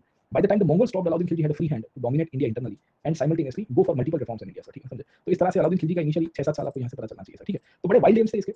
Wild AIIMS के पॉइंट ऑफ व्यू से हमको ये पता चलता है कि इसने अपने आप को जिले इलाही के रूप में कंसीडर किया सर, है ना, ओके। तो ये अपने आप को प्रोफेसी के रूप में मानता था सर, है ना, समझे। और इसने कहा कि मैं तो खलीफा वलीफा को कोई मानता ही नहीं हूँ सर, ठीक है। और किंगशिप तो उसनो किंगशिप, है ना, राजा अल्टीमेटली एक ही चीज जानता है कि सत्ता पे कैसे रहता है सर, ठीक है। तो ये जो इनिशियली इसके जो सपने हैं ना, ये सब कुछ चीजें ज़ियाउद्दीन बारानी ने ये तारीख फिरोज शाही में लिखा है सर, ठीक है, समझे। क्योंकि बारानी इसके बारे में लिखता है कि भाई इसको अलग ही कहानी थी सर, कहानी के अंदर सर, ठीक है। तो सिकंदर के रूप में कहने की कोशिश करेगा एंड उसी की टाइटल भी ले रहा है कि अपन नए सिकंदर, है ना, यहाँ के हम सिकंदर हैं, चाहे तो सबको रखे अपनी जेब के अंदर सर, ओके। और हमसे पंगा ना लेना मेरे यार सर, ठीक है, हमारी बाजी को जीतना हमें आता है सर, ठीक है। तो इसको सच्ची में आता था क्योंकि मंगोलों का जो त्रास और मंगोलों का जो प्रभाव रहा है सर, ठीक है ना, भारत के ऊपर, उसको किसी ने इस तरह से डिफीट किया था इस दौर के अंदर सर, गेटिंग ओके। तो वी विल फाइंड कि वो मंगोल ही थे सर, समझे नहीं समझे, है ना। तो वी विल फाइंड कि it is the Mongols who had defeated who had been defeated by Khilji and Khilji initially lost against the Mongols, समझे। तो ऐसा तो था नहीं सर, गेटिंग ओके, कि मंगोल्स के सामने खिलजी हारा नहीं था, बट उसने बहुत सारी चीजें बदली सर, है ना। और ये बदलने के कारण ही उसने एक साइड के ऊपर एम्पायर बिल्डिंग किया, दूसरे साइड के ऊपर उसने एक्सपेंशन भी किया। देखिए मजे की बात क्या है पता है, उसकी सिकंदर की टाइटल या सिकंदर वाले सपने उसने छोड़ दिए, पर इसी पीरियड के समय पे उसने कंटिन्यूअसली एक्सपेंशन किया। मतलब खिलजी के बारे में एक चीज आपको बड़ी प्रोमिनेंटली मिलेगी कि जब वो भारत के अंदर या उस दौर के अंदर 1303 से लेकर 1308 के बीच में या 1300 से ही पकड़ के चलिए, 1300 से उसको रियलाइजेशन होना शुरू हो गया था कि बेटा अपनी, है ना, कट जाएगी सर, है ना। और 1300 से लेकर 1308 तक जब मंगोलों से लड़ रहा था सर, ठीक है। इस पीरियड में अलाउद्दीन खिलजी इंटरनल एक्सपेंशन कर रहा था सर, है ना। और ये internal expansion we will see कि 1311 तक आता कंप्लीट हो गया जब उसने पांड्यास तक पहुंच गया था सर, ठीक है। तो you will be surprised to see कि when Khilji was fighting against the Mongols simultaneously he was also doing internal expansion. समझ आ रहा है नहीं आपको सर, ठीक है। आप देखिए तो 1311 में उसका साउथ इंडिया में लास्ट कैंपेन चला गया था सर, ये नक्शा एनसीईआरटी में दिया हुआ है, समझने के लिए बड़ा प्रोमिनेंट है सर, ठीक है। And we will come to know कि देवगिरी तो सबसे पहले 1296 में जीत गया, बट आप समझने की कोशिश करिए कि गुजरात से लेके बहुत सारे कैंपेन उसने कर दिए थे सर, है ना। तो जब वो मंगोलों से जीत रहा था या लड़ रहा था, तब उसने सेकंड फ्रंट भी खोल दिया था, है ना। So on one side he was fighting in Punjab sir, है ना, against the Mongols, getting okay. And from 1300 to 1308 he was continuous, ऐसे तो 1296 से मंगोल्स आने शुरू हो गए थे, पर पहले 3-4 साल तो भाई साहब अलग ही नशे में थे सर, है ना। यूपीएससी में सबके साथ होता है सर, है ना, एक आध साल नशे में होता है सर, ये तो हो जाएगा, ऐसे बुक पढ़ते हैं ये झाड़ के नाम तो हो जाएंगे सर, ठीक है। ऐसा अंडरलाइन करके चला जाता है, पर अरे भाई उसमें सवाल बनेगा सर, ठीक है। कभी पीवाई उठा के देख ले, अलग ही नशा ही अलग है सर, ठीक है। मतलब वो जो इनिशियल एक आध साल होता है ना, 6 महीना सर नई नई तैयारी का, उसमें कैंडिडेट अलग ही, मतलब टिपिकल सिकंदर वाले सपने में ही जीते हैं सर। आई फील दैट कि they live just like Alexander, मतलब समझो अलाउद्दीन खिलजी से सिकंदर के सपने में था सर, ठीक है। गेटिंग ओके, उसको लगा ये तो ऐसा, तो इसी से कैसे थोड़ी सवाल आता है सर, ठीक है ना। ऐसा तो हो जाएगा सर, समझिए ये तो यूपीएससी है ना, तो मेरे से मैंने सैकड़ों एग्जाम निकाली हुई सर, बट रियलिटी है सर, ना समझिए सिकंदर वाला सपना सब लोग जीते हैं सर, गेटिंग ओके। ये तो मेरे लिए तो ऐसा कौन सी किस खेत की मूली है सर, समझे। तो वी विल फाइंड कि और फिर जरूरत से ज्यादा काइंड ऑफ अपना वो होता है सर, ओवर कॉन्फिडेंस भी हो जाता है, तो नहीं होना चाहिए सर। यूपीएससी आपको ग्राउंडेड कर देगा बहुत सॉलिड तरह से सर, वही कहानी आपको मिलेगी सर। खैर चलिए, let's come back to this part. तो हम लोग क्या बात कर रहे थे, we were talking about Khalji. तो खलजी एक साइड के ऊपर नॉर्थ इंडिया को कंसोलिडेट किया, दूसरे साइड के ऊपर उसने मंगोलों से लड़ाई की, और तीसरे साइड के ऊपर ये सब करने के लिए उसको पैसे चाहिए थे, ये सब करने के लिए उसको रिसोर्सेज चाहिए थे, ये सब करने के लिए उसको इकोनॉमी, पॉलिटिकल और ये सब कुछ चीजें हाथ में चाहिए थी सर, है ना। तो अब ये क्या करेगा sir, will be going for multiple reforms and reviving the idea of kingship as well sir, getting okay. तो खिलजी क्या करता है कि भाई देखो, है ना, ये करने के लिए मुझे बहुत हार्श डिसीजंस लेने पड़ेंगे, और ये harsh decision we will see कि भले मैं अपने आप को काइंड ऑफ प्रॉफिट के रूप में ना मानूं, चलो सर, ना वो तो वहां से आ गया था sir, okay. But then we will see कि the king should be revived, the king should be worshipped, king was the representative of the god and being the representative of the god sir, okay, समझे। I will make sure sir, I'm getting a point, okay, where we will come to know कि मुझे अपनी legitimacy prove करने की आवश्यकता नहीं है, पर लोगों को मुझे रिस्पेक्ट करना चाहिए सर, है ना, समझे। तो जिले इलाही का जो कांसेप्ट हमने पढ़ा था ना बलबन का सर, ओके, उसी को ही अलाउद्दीन खिलजी कंटिन्यू करता है sir, okay. In fact Alauddin Khilji वहां तक कह दिया कि अगर शरिया शियासत के बीच में जो कॉन्फ्लिक्ट हो रही है, क्योंकि दिल्ली के आलिम उस टाइम पे बड़े ऑर्थोडॉक्स हुआ करते थे, तो खिलजी ने कहा कि तुम्हारी सब कुछ नहीं चलेगी सर, है ना। मेरे को जहां जहां अपने डिसीजन देने मैं अपने हिसाब से लूंगा सर, ओके। तो आपको इंटरफियर करने की आवश्यकता नहीं है नोबिलिटी को sir. Kingship knows no kingship का मतलब क्या है कि राजाशाही को जिस जिस प्रकार की जरूरत होगी उसमें वो अपने डिसीजन लेगा। मुझे कोई बंधन में अपने आप को बॉन्ड करने की आवश्यकता नहीं है sir. I do not want to get bounded by certain kind of principles which are dominated by religious ideas, क्योंकि वो शायद तक मेरे पॉलिटी के लिए फायदे में नहीं होंगे सर, समझे। इनफैक्ट इस कंडीशंस के अंदर इसने खलीफा को भी रिकॉग्निशन नहीं मांगा सर। नो डाउट ये खलीफा से रिकॉग्निशन नहीं मांगेगा, इन्वेस्टिचर या काइंड ऑफ उनसे खुतबा नहीं लेके आता है, पर जरूर से कहेगा कि मैं नसीर उल आमीरुल मोमिन हूं, मैं यामीन उल खिलाफत हूं, मतलब मैं खलीफा का राइट हैंड के रूप में काम कर रहा हूं, पर मैं रिकॉग्निशन नहीं लूंगा। कौन देखने जाएगा कि वो रिकॉग्निशन लेके आया कि नहीं आया सर, ठीक। मैं भी यहाँ पे अपने घर के बाहर सर्टिफिकेट लगा देता हूँ, I am the president of Guatemala sir, है ना, समझ लीजिए। मतलब कौन देखने जाएगा सर, है ना, लोगों को लगेगा कि ग्वाटेमाला का प्रेसिडेंट प्रेसिडेंट नहीं तो चलो मैं ग्वाटेमाला सिविल सर्विसेज के अंदर ऑफिशियल हूं सर, है ना, जीसीएस ये नहीं होगा, समझ में आया कि नहीं आपको। तो मतलब थोड़ा लगता है ना सर, लोग विजिटिंग कार्ड में से टाइटल नहीं लगाते, आपने देखा होगा सर। विजिटिंग कार्ड या एक बार मैं किसी किसी ऑफिस में गया था ना, वो बिल्डर था, बिल्डर मतलब थोड़ा बिल्डर कम और भी 3-4 काम थे। उनके ऑफिस के मतलब वो इनिशियली वी विल सी कि रिसेप्शन पे मेरे को कहा कि आप वेट करिए सर, ना बाबू है, बड़े साहब हैं, वो आ रहे हैं sir. And we will find कि इतने सारे सर्टिफिकेट्स और इतने सारे टाइटल्स आप समझने की कोशिश करिए वहाँ डाले हुए थे, और ये अवार्ड मिला, ये अवार्ड मिला, और तुमको पता ना चले ऐसी संस्थाओं से अवार्ड मिला, समझे। मतलब किसी ने सोचा नहीं होगा इससे भी मिलता है क्या सर। तो मेरे को लगा आधे से ज्यादा फर्जी है, खरीदे हुए हैं सर, ट्रॉफीज वॉफीज दिखाने के लिए सर, करीम बोलो। तो इसका भी यही कहानी मेरे को लग रही है सर। ये खलीफा से बेसिकली टाइटल या उनका खुतबा नहीं पड़ता है, he did not write the खुतबा ऑफ खलीफा, है ना। ये दर्शाता है कि kingship knows no kingship, but then ये टाइटल के अंदर अपने आप को ये जरूर से कहेगा सर, है ना, समझे, कि मैं नसीर अमीर मोमिन हूँ सर, ठीक है ना, समझे। अमीर मोमिन का मतलब क्या है कि भाई जो मुसलमानों का अमीर है, मोमिन मतलब इज मुस्लिम सर, ओके। तो मोमिन का जो अमीर है उसका नसीर के रूप में, नसीर के रूप में मतलब काइंड ऑफ राइट हैंड और सबऑर्डिनेट सर, है ना, समझे। तो ये सब टाइटल बेसिकली तो बलबन ने भी लिए थे, है ना। बलबन ने भी यही किया था ना कि द गॉड इज जिले इलाही सर, है ना, या सुल्तान इज जिले इलाही, कल पढ़ा हमने सर। तो Khilji will also be proclaiming himself जिले इलाही, नगरी मोहम्मद, ओके। उसने भी ये कहा कि भाई देखो राजा को किसी और की जरूरत नहीं है सर, है ना, रिलीजियस स्कॉलर्स की या रिलीजियस आइडेंटिटीज के थ्रू में सर, है ना, चीजों को आइडेंटिफाई करने की। मुझे जो करना है मैं करूंगा सर, गरी मोहम्मद, ओके। तो आई विल मेक श्योर कि भाई ये भी अपने आप को जिले इलाही कहेगा।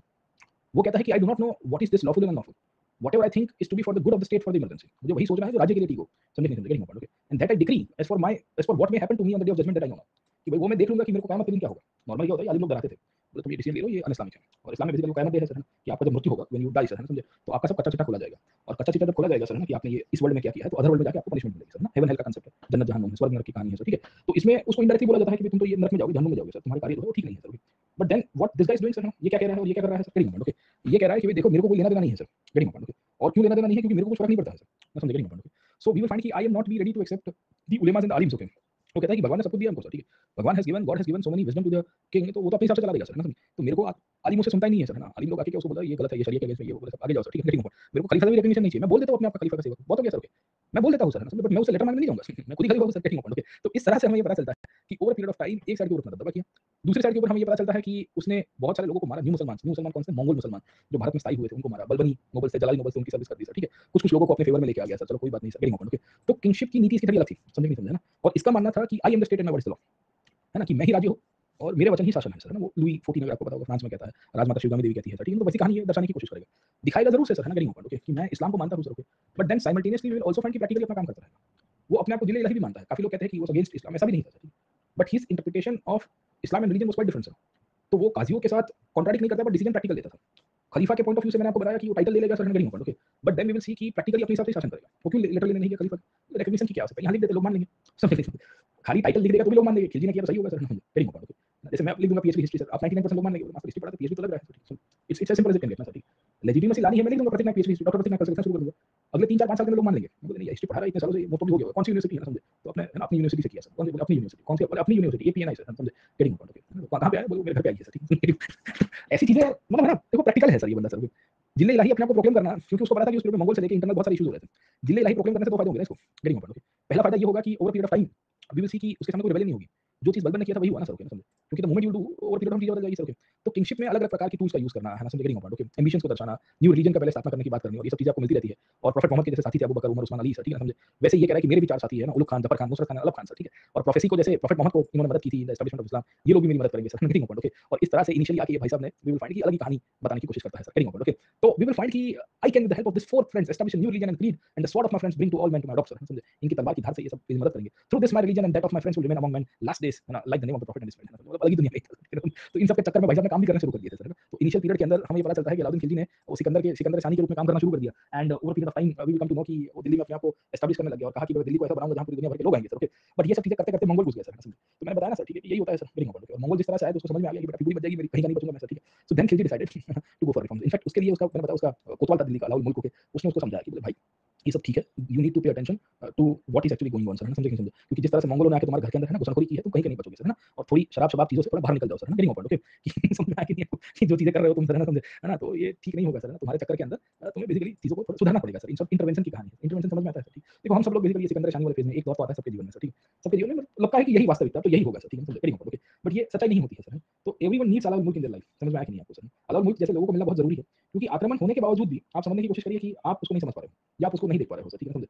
So in spite of attacks are going on to you, sir, है ना, समझे? You're still not able to come to the reality, है ना, समझे? Getting my point, okay?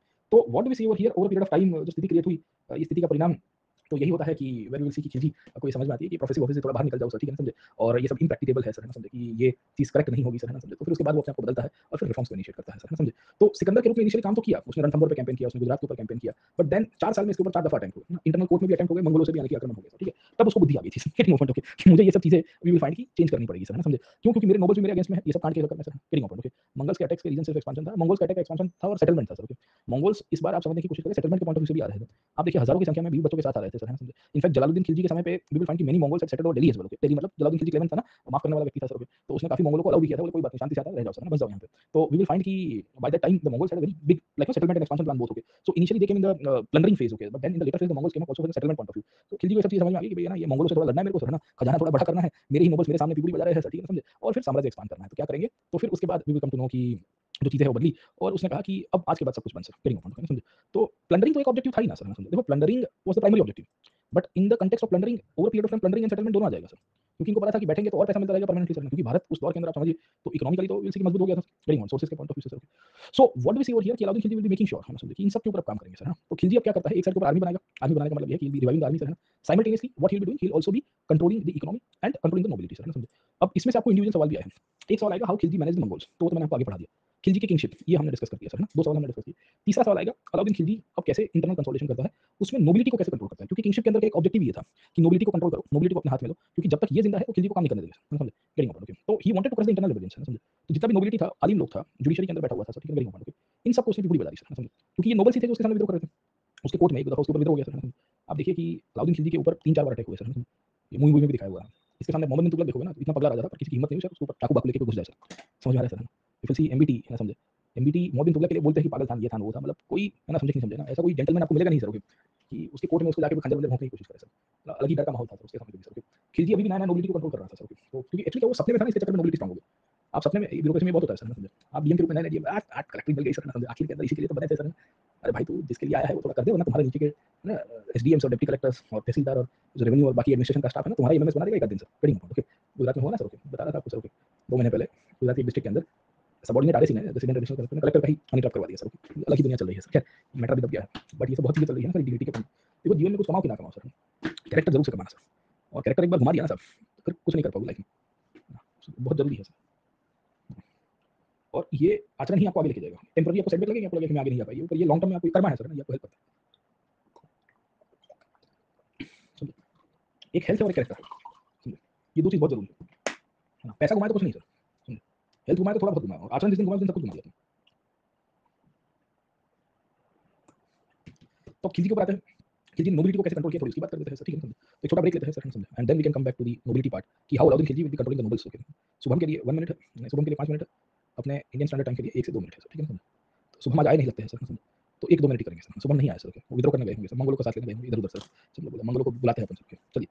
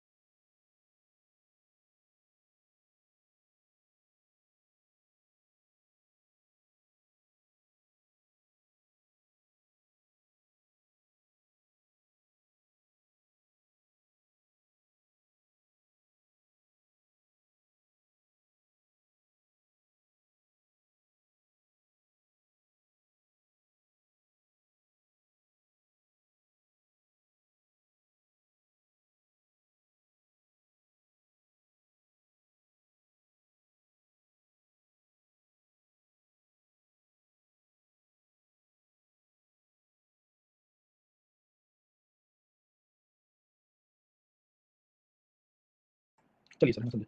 Bye bye bye, कौन जा रहा है सर? हाँ, ज्योग्राफी का क्लास चल रहा होगा सर, चलो जाओ इसको रिकॉर्डेड देख लेना। चलो, तो कहानी क्या थी, है ना समझे। कहानी हम ऐसा करेंगे 7 से 9:30 करके देखते हैं। चलो नेक्स्ट बैच में, नेक्स्ट कोर्स में I try to do from 7 to 9:30 sir. एक बार टाइम एडजस्ट करके देखते हैं 2-4 क्लासेस का, तो अगर हो जाता है तो दिक्कत नहीं होगी सर। ओके, है ना। हाँ, पेपर 2 में कर देंगे, पेपर 2 में या इसी पेपर में 7:30 नहीं होगा, फिर 7 देखते हैं, चलो 7:30 कर देंगे, आई ट्राई टू 7 साढ़े 7।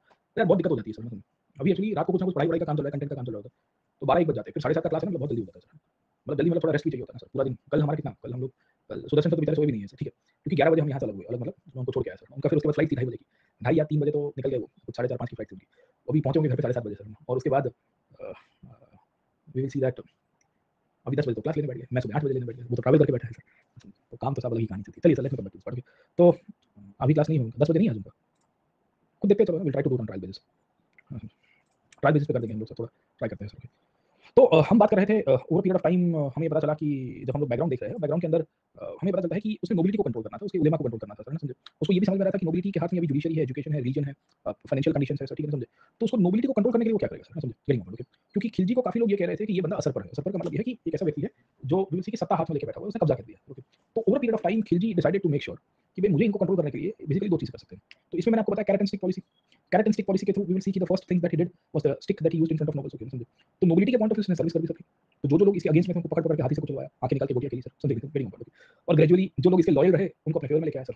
अब जैसे उसको पता चल गया कि अब ये 1000 लोग में से 400-500 लोग हैं जो मेरे लॉयल लोग हैं सर, ठीक है समझे। ये वो लोग हैं जो मेरे सामने बगावत नहीं करेंगे, पर तो भी डर तो रहता है ना सर, समझे। तो बोले अब चलिए सर, ना समझे, अब तुम मेरे खास लोग हो, मैं तुम्हारे लिए बहुत खास प्रकार की पॉलिसीज लेके आऊंगा। बोले क्या? बोले आज के बाद, है ना, तुम्हें वी विल सी कि कोई भी प्रकार की सोशल गैदरिंग करना अलाउ नहीं। बोले मंजे, बोले तुम रात को बैठ के पार्टी करते हो क्लब्स के अंदर बैठ के सर, और दारू पी के कभी-कभी कह देते हो कि यार तेरा भाई देश चलाएगा या सल्तनत चलाएगा, ऐसा नहीं चलेगा सर, ठीक है ना समझे। तुम्हारे सिवा मैं और भी लोगों को नोबिलिटी के अंदर लेके आऊंगा सर, और जरूरी नहीं है कि खाली तुर्किश नोबिलिटी ही तुम्हारा पार्ट होगा। मैं दूसरे लोगों को भी इंक्लूड करने की कोशिश करूंगा जो मुझे लग रहा है कि मेरे फेवर में आ सकते हैं सर। तो जो इलिटिज्म का पार्ट था ना सर, उन सबको विल सी अलाउद्दीन खिलजी ने हटा दिया सर। तो इस पॉइंट ऑफ व्यू से कुछ-कुछ कैपेबल और एफिशिएंट नोबल्स को उसने रिवॉर्ड किया पैसों के रूप में, पोस्टिंग के रूप में सर। कुछ-कुछ लोगों को हटा दिया। तुर्किश नोबिलिटी की एक्सक्लूसिविटी उसने खत्म कर दी, क्योंकि उसको पता था कि सुल्तान की नोबिलिटी के ऊपर डिपेंडेंट है, और उसको ये भी पता था कि यही लोग हैं जो सुल्तान को पलटाते हैं। तो उसने कहा दूसरे लोगों को भी इंक्लूड करूंगा, और ऐसे लोग जो हिंदुस्तानी ओरिजिन से हैं उनको भी मैं नोबिलिटी मिला दूंगा। तो कहानी हमको ये मिलती है कि over period of time Alauddin Khilji के कोर्ट में अकबर खान करके नौबत उसने अटैक करवाया था सर, एक दो बार और भी अटैक हुए थे। तो बोले उनको काउंटर करने के लिए एक ही चीज हो सकती है, बोले इनको कंट्रोल कर दो। दो तरह से करेंगे, कैरेट एंड स्टिक से। पहला ये था कि कैरेट दे दो, कैरेट में एक तो मॉनेटरी इंसेंटिव्स थे रिवॉर्डिंग के रूप में, लॉयल लोगों को प्रमोट करने की कहानी थी सर, है ना समझे। और दूसरी इनकी मोनोपोली तोड़ दो। मोनोपोली कैसे तोड़ेंगे? खाली और खाली तुर्किश नहीं, नॉन तुर्किश नोबल्स को भी इंक्लूड करेंगे, और ऐसे नोबल्स जो मेरे खास के हो, और इसी के अंदर से हिंदुस्तानी मुसलमानों को भी विल सी की ग्रेजुअल सेंस के अंदर एडमिनिस्ट्रेशन में और नोबिलिटी में एंटर करनी शुरू हो गई। खुश हो गए, बहुत बढ़िया बात है सर। पर डर तो हमेशा रहता है कि भले मैंने लॉयल लोगों को प्रमोट किया है, मेरे अपने ही है, पर मेरे अपना नहीं भी है सर, समझे। कि as of now they are my own, but कल तक ये हो सकता है ना कि पराये हो जाए, कोई इसको दारू पिला दे, रात को फिर वो तुर्किश नोबिलिटी को भूत चढ़ जाए, Turkish noble non Turkish noble को बिठाए, बोले भाई तू तो नया नया है, हम तो यहाँ 50 साल से बैठे हुए हैं, पूछते नहीं है, समझे। ये तुमको ये जो गाजर खिला रहा है ना सर, एक दिन हलवे में डाल के ना अपने को ही परेशान कर देगा। बोले क्या बात है, सच्ची बता रहा हूँ। तो बोले देखो कुछ बड़ा करना चाहिए सर, ठीक है। बोले क्या कर सकते हैं? तो इन लोगों का खिलजी को हमेशा एक डर तो रहता ही था ना सर, ओके, कि irrespective of taking any strong actions और rewarding the rewarded loyal ones और favourite ones, okay, still they can also rebel ना। तो खिलजी ने ना 4 ऑर्डिनेंसेस पास करा। उसने देखा कि नोबिलिटी विद्रोह क्यों करती है, और विद्रोह करने के लिए सबसे बड़ा चीज क्या चाहिए, वो है पैसा। नोबिलिटी विद्रोह क्यों करती है? क्योंकि इनके अंदर एक एलिटिज्म है, और एलिटिज्म के पॉइंट ऑफ व्यू से इनकी इकोसिस्टम चलती है। इकोसिस्टम में भी यही चीज है कि बिकॉज़ ये एक दूसरे के रिश्तेदार लगते हैं सबके सब, तो इनके अंदर बहुत ही स्ट्रांग बॉन्डिंग है ना। काजी का लड़का काजी बनता था, है ना, एडमिनिस्ट्रेटर का लड़का एडमिनिस्ट्रेटर बनता था, सेनापति का लड़का सेनापति बनता था। तो अल्टीमेटली तो जनरेशन में जनरेशन चल रहा था ना सर। तो सुल्तान कोई भी हो, पर नोबिलिटी तो बदलती नहीं थी। तो इनहेरिटेंस की सिस्टम भी थी और बहुत सारी चीजें भी थी सर। उसने ये भी देखा कि इनकी इतनी चर्बी इसके लिए क्योंकि ये राजा से भी ज्यादा प्रॉस्परस थे ना sir. They were more prosperous than sultan in many times. और ये इतने एलिटिस्ट थे कि इन्होंने अपना कबाल बना के रखा था। कबाल समझ में आता है ना सर, ठीक है, काइंड ऑफ गैंग बना के रखी थी, जहां कोई बाहर वाला व्यक्ति आ नहीं सकता था, आता था तो उसको डिस्कवर कर दिया जाता था। और ये शाम को बैठ के पार्टी में यही चीज कर रहे थे कि किसका क्या कांड करना है सर, ठीक है। आज इनका ये रिलीज करना है, वो करना है सर, ठीक है समझे। ये इनको मीडिया को इन्फॉर्मेशन देनी है सर, ना। Getting point, okay. मोबिलिटी बड़ी खतरनाक होती है aristocracy sir. They are private to all information ना, because they are private to all information of the state and the ruling class, okay, है ना। तो they will keep on giving information to the oppositions and the media. Media के सूत्रों के हवाले, सूत्र कहां से आया है? बंदा है वो, ऑफिशियल है कोई सर, वहां बैठा हुआ है, कहां का सूत्र सर? हमारे अंदरूनी सूत्रों के हवाले। सूत्र नहीं, वहां एक व्यक्ति है जो ब्यूरोक्रेट के रूप में है या कोई अथॉरिटी पे बैठा है, एग्जीक्यूटिव का पार्ट है, जिसने ये इन्फॉर्मेशन लीक की है फॉर हिज ओन इंटरेस्ट और whatever interest he might have, he और शी माइट हैव, ठीक है। तो इस पॉइंट ऑफ व्यू से खिलजी ने कहा कि इनको 3-4 चीजों में कर सकते हैं। पहली चीज, इनको भिखमंगे बना दो, समझे। बोला कैसे? तो बोले इनकी प्रॉपर्टी कॉन्फिस्केट कर दो। वो जलाली नोबल्स के साथ किया था, उसको रिवाइव करो। पहले तक जलाली नोबल्स के साथ था ना, अभी जलालुद्दीन खिलजी के खास लोगों के साथ ही किया गया। अब कहा गया कि इन सबको भिखमंगे बना। क्या भिखमंगा? पैसा होगा नहीं तो विद्रोह करने का सोचेंगे नहीं, हैंड टू माउथ कर दो। You put them hand to mouth. Hand to mouth समझ में आ रहा है सर? इतना गरीब कर दो, इतना गरीब कर दो कि खाने के सिवा कुछ सोच ही ना पाए। बोला आज खाना मिलेगा, मिल जाएगा, चलो काम करते हैं सर, ठीक है। तो व्यक्ति वी विल सी जब खाने के लिए तड़प रहा हो, तो उसके सिवा उसको और कोई विचार ही नहीं आएगा ना। आज आपको क्यों विचार आता है कि मैं ये ले लूँ, वो कर दूँ, फलाना कर दूँ, ठीक है ना, ना गाड़ी दे दूँ, क्योंकि आपको खाने की चिंता नहीं है। Getting point. But then we will see कि ओवर पीरियड ऑफ टाइम ये व्यक्ति उनको इतना कमजोर करता है कि उनको खाने के लायक छोड़ा, बाकी सब उसने ले लिया। ऐसे लोग जो उसके फेवर में थे उन सबको रखा, बाकी सबकी प्रॉपर्टीज कॉन्फिस्केट कर दी, लैंड कॉन्फिस्केट कर दी, उनके घर पे जमीन थी, मतलब वो क्या कह सकते हैं कि पैसा था, टंका हुआ करते थे, वो सब ले लिया सर। Getting point. और कहा कि भाई तुम्हारी जमीन और तुम्हारी सत्ता होता सब कुछ मेरे हाथ में। आज के बाद you will not possess the resources जिसके थ्रू आप रिबेलियन कर पाओ। देखिए रिबेलियन क्यों होता है, उसके पैसा भी एक बहुत बड़ा फैक्टर है। विद्रोह व्यक्ति तभी कर पाएगा जब यू कम टू नो कि आप पैसा स्पेंड करोगे उसके पीछे, पैसा स्पेंड नहीं करेंगे तो विद्रोह कहाँ से होगा। तो उसको ये चीज़ पता थी, बैंकर्स को छोड़ के उसी जो व्यापारी लोग थे उनको छोड़ के बाकी सबसे उसने लिया पैसा, और लेके बाद उसी की अप्रोप्रिएट करके अपने अंदर से गेटिंग पड़ा। तो ओवर पीरियड ऑफ टाइम उसने ये ध्यान रखा कि इनसे पैसे और इनसे जमीन ले लो। जमीन बेसिकली जो इक्ता लैंड थी, वक्फ की लैंड थी। वक्फ की लैंड अगर आपको पता है रिलीजियस एंडोमेंट्स को मिलती थी, काजी लोगों को दिया जाता था, है ना, जो धार्मिक उस टाइम पे जो मजहबी गुरु थे इनके लिम्स होके सबकी ले ली, बोले लाओ गेटिंग अपन, बोले मैं ले लूंगा। And over period of time जो एलीट क्लास का तबका था, है ना, जिसके हाथ में पैसा ही नहीं बचा, तो बेसिकली उनकी हालत खराब थी। फिर उसने देखा कि उसके बावजूद भी ये सब के सब इकट्ठे तो होंगे, पैसा नहीं है, तो पर इनका ग्रुपिंग तो बहुत स्ट्रांग है। रोज शाम को जिमखाने में बैठ के पत्ता खेलते खेलते, है ना, बीड़ी सिगरेट पीते पीते दारू पीते पीते पार्टी कर रहे होते, तो डिस्कशन हो रहा है, बोले तुम्हारा कितना गया यार, मेरे यहाँ तो इतना गया, तुम्हारा कितना गया सर, ठीक है समझे, बोले यार मेरे यहाँ से तो लेके गया, बोले यार कब तक ऐसे जली जिंदगी जीते रहेंगे सर, है ना, how long we will live life of like this, okay, लूट गए हैं तो मर जाएंगे सर ना, सुल्तान को मार के मरते हैं। अब ये दूसरे के संधि भी लगते थे, संधि इसके लिए क्योंकि ये मैरिज भी अंदर अंदर करते थे, कबाल था ना पूरा। तो कबाल में ये खासियत थी कि एक नोबल दूसरी नोबल के यहाँ रोटी बेटी के संबंध बनते थे, क्योंकि इनकी सिस्टम चलती है सर, इकोसिस्टम एक तरह से। और ये रात को बैठ के पार्टी में ये डिस्कशन करते रहते थे, बोले ये सब बंद करवा दो, गेटिंग ओपन, ओके। और उसने इनके बीच में जो मैरिजेस थे, मैट्रिमोनियल रिलेशंस थे, वो सब बंद करवा दिए, दारू पार्टीज को बंद करवा दिया, है ना, समझे नहीं। बोले आज के बाद ना ही कोई लिकर पार्टी होगी, ना ही कोई सोशल गैदरिंग होगी, और अगर आप एक दूसरे के घर के ऊपर कहीं पकड़े लेना जाते हुए, बातें करते हुए, डिस्कशन करते हुए, तो खाली कर दूंगा तुम्हारी। और इन सब के लिए उसने स्पाई सिस्टम बनाई जो बलबन ने भी यूज किया था। तो बलबन ने चालीसा को लेकर जो खौफ बनाया था ना, उससे ज्यादा खौफ अलाउद्दीन खिलजी का था। ये नोबल्स और एरिस्टोक्रेसी के लोग एक दूसरे के घर पे जाते भी कतराते थे। कभी ये लोग पब्लिक प्लेस में एक दूसरे के अंदर डिस्कशन भी नहीं कर पाते थे, खाली इशारों इशारों में हालत खराब है तुम्हारी, बहुत खराब स्थिति है, ठीक है, उसमें भी पकड़ने का डर रहता था। क्योंकि अगर 5-10 लोग खड़े हुए, उसमें एक दो व्यक्ति स्पाई के रूप में बैठा होगा, उनको पता भी नहीं होगा कि ये सुल्तान का स्पाई है ना, खुफिया इन्फॉर्मर है जो जाके इन्फॉर्मेशन दे देगा। तो एक दफा ऐसा भी हुआ सर, है ना, एक दिन एक एरिस्टोक्रेट को खिलजी ने कोर्ट में बुलाया, बोले और क्या चल रहा है, तो बोले सर बढ़िया चल रहा है, बोले कल वहाँ चिकन टिक्का खा के आया कैसा लगा, तो बेचारा एरिस्टोक्रेट घबरा गया, बोले इसको कैसे पता चला टिक्का खा के आया कल, सर बाजू वाले पड़ोसी क्या मीटिंग हो गई। तो उसके कारण बाकी सारे लोगों में फफड़ाट आ गया, बोले खिलजी को वो तक पता है कि हम डिनर में क्या कर रहे हैं, क्या खा रहे हैं, डर का माहौल समझ में आता नहीं आता आपको। तो नोबिलिटी के हाथ से पैसा ले लिया, इनकी कनेक्शंस को तोड़ दिया, इनकी जो इंटरमिंगलिंग थी ना सर प्रॉस्पेरिटी, तो उसको पता था ये प्रॉस्पेरस थी और इनकी इंटरमिंगलिंग ही बेसिकली खतरे का सामान। इनकी पार्टीज को बंद करवा दिया, कहीं पे कोई दारू पीता पकड़ा गया ना, खाल कर दूंगा तुम्हारी। बलबन ने भी ये किया ना, खुद पीना बंद कर दिया। खिलजी भी थोड़े समय तक बात ये करेगा, खैर खुद तो गंजेड़ी था थोड़ा, है ना, समझे, बट उसने बाकी सबके लिए बंद करवा दिया। स्टेट वैसे ही होता है सर, स्टेट करे तो गलती नहीं है, नागरिक करे तो गलती है सर, ठीक है। तो we will come to know कि ओवर पीरियड ऑफ टाइम इसके लिए तो स्टेट में जाने की कोशिश करो ना, you are about the law, आप स्टेट को बनने की कोशिश करो सर, आप अपने कानून से ऊपर मानो, मैं तो मेरे को कौन रोकेगा सर, इम्यूनिटी है, प्रिविलेज है मेरे पास। तो over period of time we will come to know कि खिलजी भी यही करेगा, बाकी सबका बंद करवा दिया, बाकी बंद लिया, बाकी पीते नहीं, नशा चढ़ता नहीं था, नशा चढ़ता नहीं था तो विचार नहीं आता कि राजा को पलटा दे सर, गेटिंग ओपन, रिलेशंस बंद करवा दिए, बोले राजा जब तक परमिशन नहीं देगा तब तक तुम ये रोटी बेटी का संबंध नहीं कर सकते। तो इनकी जो कबाल थी ना एक तरह से गैंग बनाई हुई थी, वो सब बंद करवा दी उसने, सब पैसा ले लिया, इनके हाथ से रिसोर्सेज ले लिए, लैंड ले लिया सर, ठीक है, गेटिंग ओपन, इनके मैट्रिमोनियल रिलेशंस और सोशल जो बॉन्डिंग थी नोबिलिटी की वो खत्म कर दी। उसमें नॉन तुर्किश लोगों को लेके आ गया, है ना, नॉन तुर्किश लोग राजा के वफादार लोग थे, साथों साथ नोबल्स के हाथ में आर्मी थी, आर्मी के लिए क्योंकि ये बहुत सारे इकतेदार लोग थे, उसने इनसे आर्मी बैन करवा दी, बंद करो सब, बोले सर सैनिक है तुम्हारी मदद में, वो तो मैं हेल्प कर दूंगा, I will have standing army of my own जो सीधे मेरे कंट्रोल में है, तुम लोग को क्या जरूरत है, समझे। तो कुछ बचा ही नहीं था ना साहब, तो फिर एलिटिज्म आपका खत्म कर दिया सर, है ना, बत्ती बत्ती हटवा दी आपके ऊपर से सर हो गया। आप बंगले में रहते थे पर बंगले में क्या खा पी रहे हो वो सब की चीजें खिलजी को पता चल गई थी, प्रॉस्पेरिटी आपसे खत्म कर दी सर, आपके रिसोर्सेज में आपकी आर्मी जो नोबल्स के साथ अटैच हुआ सब खत्म कर दिया, सब सुल्तान के हाथ में, everything is with the sultan sir. अब बताओ कि अब क्या विद्रोह करोगे, अब बताओ कि तुम्हारे हाथ में कोई सत्ता है, क्या नहीं होगा। तो इस तरह से by we can say bringing out 4 ordinances, उसने 4 ऑर्डिनेंसेस पास किए थे, रॉयल ऑर्डर डिक्री पास की थी, he took away the authority sir, समझे। ये ऑर्डिनेंस को जियाउद्दीन बारनी ने तारीख फिरोजशाही के अंदर आइडेंटिफाई किया है कि मिल्कियत की जमीन, इनाम में आई हुई जमीन, है ना, गरीब और वक्फ की जमीन सर, समझे, इन सब के ऊपर मिल्कियत मतलब जो मुल्कियत है खुद के मुल्क के रूप में खुद के अंदर में, वो भी नोबल से ले लिया उसने, इनाम लैंड भी उठवाई sir, very important, and we will find कि जो वक्फ जो रिलीजियस उलेमा के पास वक्फ की लैंड थी, वक्फ की लैंड थी वो भी उठवाई सर। ये ऑर्डिनेंस के बाद पीपुल की आजादी, स्पाई सिस्टम को क्रिएट किया, दारू बारू को बैन कर दिया सर, वेरी इंपॉर्टेंट। उसने खुद मतलब ऐसा आपने देखोगे ना स्टेट ऐसा इलीगल लीकर पकड़ा जाता है तो बुलडोजर चलाता है उसके ऊपर, मतलब क्या कह सकते हैं रोड रोलर चलाता है यहाँ गुजरात में। तो बाकी पकड़ाई जाती है ना सर, तो साल में एक दफा या साल में 2-3 दफा ऐसे 5-10 हज़ार बोतल को लाइन में लगाएगा, फिर उसके ऊपर रोलर चला जाएगा, दिखाया जाएगा सर, देखो हम कितने वो है, क्या कह सकते हैं कि कटिबद्ध है सर, ठीक है। गुजरात में एक केस ऐसा हुआ कि विल फाइंड की एक जगह के ऊपर पुलिस ने पकड़ा बाटली बॉय को, बाटली बुटलेगर था, बुटलेगर एक्चुअली कहीं राजस्थान से या ऊपर से नॉर्थ से कहीं से टेम्पो लेके आया था, इलीगल लीकर उसे दिया था। अब उसको जो पुलिस ने पकड़ा तो उसने कहा कि मैं कुछ इतने हज़ार बोतल लेके आया, और वी विल फाइंड कि इतने हज़ार बोतल लेके आया, तो ओवर पीरियड ऑफ टाइम जो पुलिस ने ऑन पेपर दिखाया था उसमें से कुछ हज़ार बोतल कम कर दी थी। उसने वी विल सी कि जब उसका इंट्रोगेशन हुआ तो 2 लोगों ने इंट्रोगेशन किया था, एक लोकल पुलिस ने और फिर उसके ऊपर यहाँ डीजीपी की एक फ्लाइंग स्क्वाड है, डायरेक्टर जनरल पुलिस की, और वो बहुत खतरनाक है सर, वो एक पूरा सेल बनाया हुआ है, उसके पास पूरे गुजरात में अथॉरिटी है कि कहीं पे जाके वो काम कर सकता है, अच्छी बात है। तो डीजीपी की जो फ्लाइंग स्क्वाड है उसको एक स्पेशल सेल या उसका नाम दिया हुआ है, उनके अधिकारियों ने उसको बुटलेगर को इंटरव्यू किया, बोले बहुत कितना लेके आया, कहाँ से लेके आया, तो उसने कहा कि सर मैं लेके तो ज़्यादा आया था, आपके जो जिन्होंने मेरे को पहली बार पकड़ा था ना उन्होंने आधी बोतल तो अपने पास रखा ली सर। फिर ये डीजीपी की जो टीम थी उन्होंने लोकल पुलिस वालों के ऊपर चार्ज लगाया, बोले तुम भी इसमें you are part of the corruption ना सर, बड़ा हंगामा हुआ 1-1.5 साल पहले की बात है, न्यूज़ में आया था, मैं बोला ये भाई साहब ये भी होता है सर, समझे। तो यह डायरेक्टर जनरल पुलिस का स्पेशल सेल है, उसका कुछ नाम है सर, ठीक है ना, तो आईपीएस ऑफिसर उसको हेड करता है और डायरेक्ट रिपोर्ट टू डीजीपी, और उसमें बहुत खास लोग आते हैं क्योंकि कोई भी internal complaint with in the department या ऐसी कोई सेंसिटिव तो सीधा वहां से हैंडल होता है, मतलब लोकल पुलिस करती रहेगी अपने साथ, पर ऐसे छोटी छोटी चीजें तो वैसे कि नोबिलिटी और एरिस्टोक्रेसी को उल्टा-सुल्टा ना करें ना सर। तो खिलजी ने क्या किया कि वो रोड रोलर चलाया, तो दिल्ली के बाहर एक गेट है बदायूं गेट, बदायूं गेट मतलब वो मार्केट का गेट था, वहां पे आया उसने बाटली को ऐसा है ना रास्ते में खाली करना शुरू कर दिया, तोड़ दिया सर, ठीक है, okay. And you will find कि ओवर पीरियड ऑफ टाइम लोगों को दिखाया गया कि देखो मैं कितना इसके अगेंस्ट में हूं सर। तो मैंने बताया ना कि अगेंस्ट कैसे होता है कि 1000 बाटली पकड़ी गई तो 500 दिखाया, 500 के ऊपर रोलर घुमाया, बाकी 500 कहां भी पता नहीं, पकड़े गए एक आध बार सर, ठीक है। तो कहानी आपको ये देखने को मिलता है कि over period of time Ziauddin Barani लिखता है कि जमीन के अंदर भी दारू की सुगंध आनी शुरू हो गई, इतनी बाटलियां घुमाई थी अलाउद्दीन खिलजी ने सर, वेरी इंपॉर्टेंट। देखिए कि सवाल ये था कि प्रोहिबिशन आपने लगा तो दिया है ना, स्टेट प्रोहिबिशन तो लगा देता है, पर क्या प्रोहिबिशन सक्सेसफुल होता है, ऐसा जरूरी है sir? Getting point?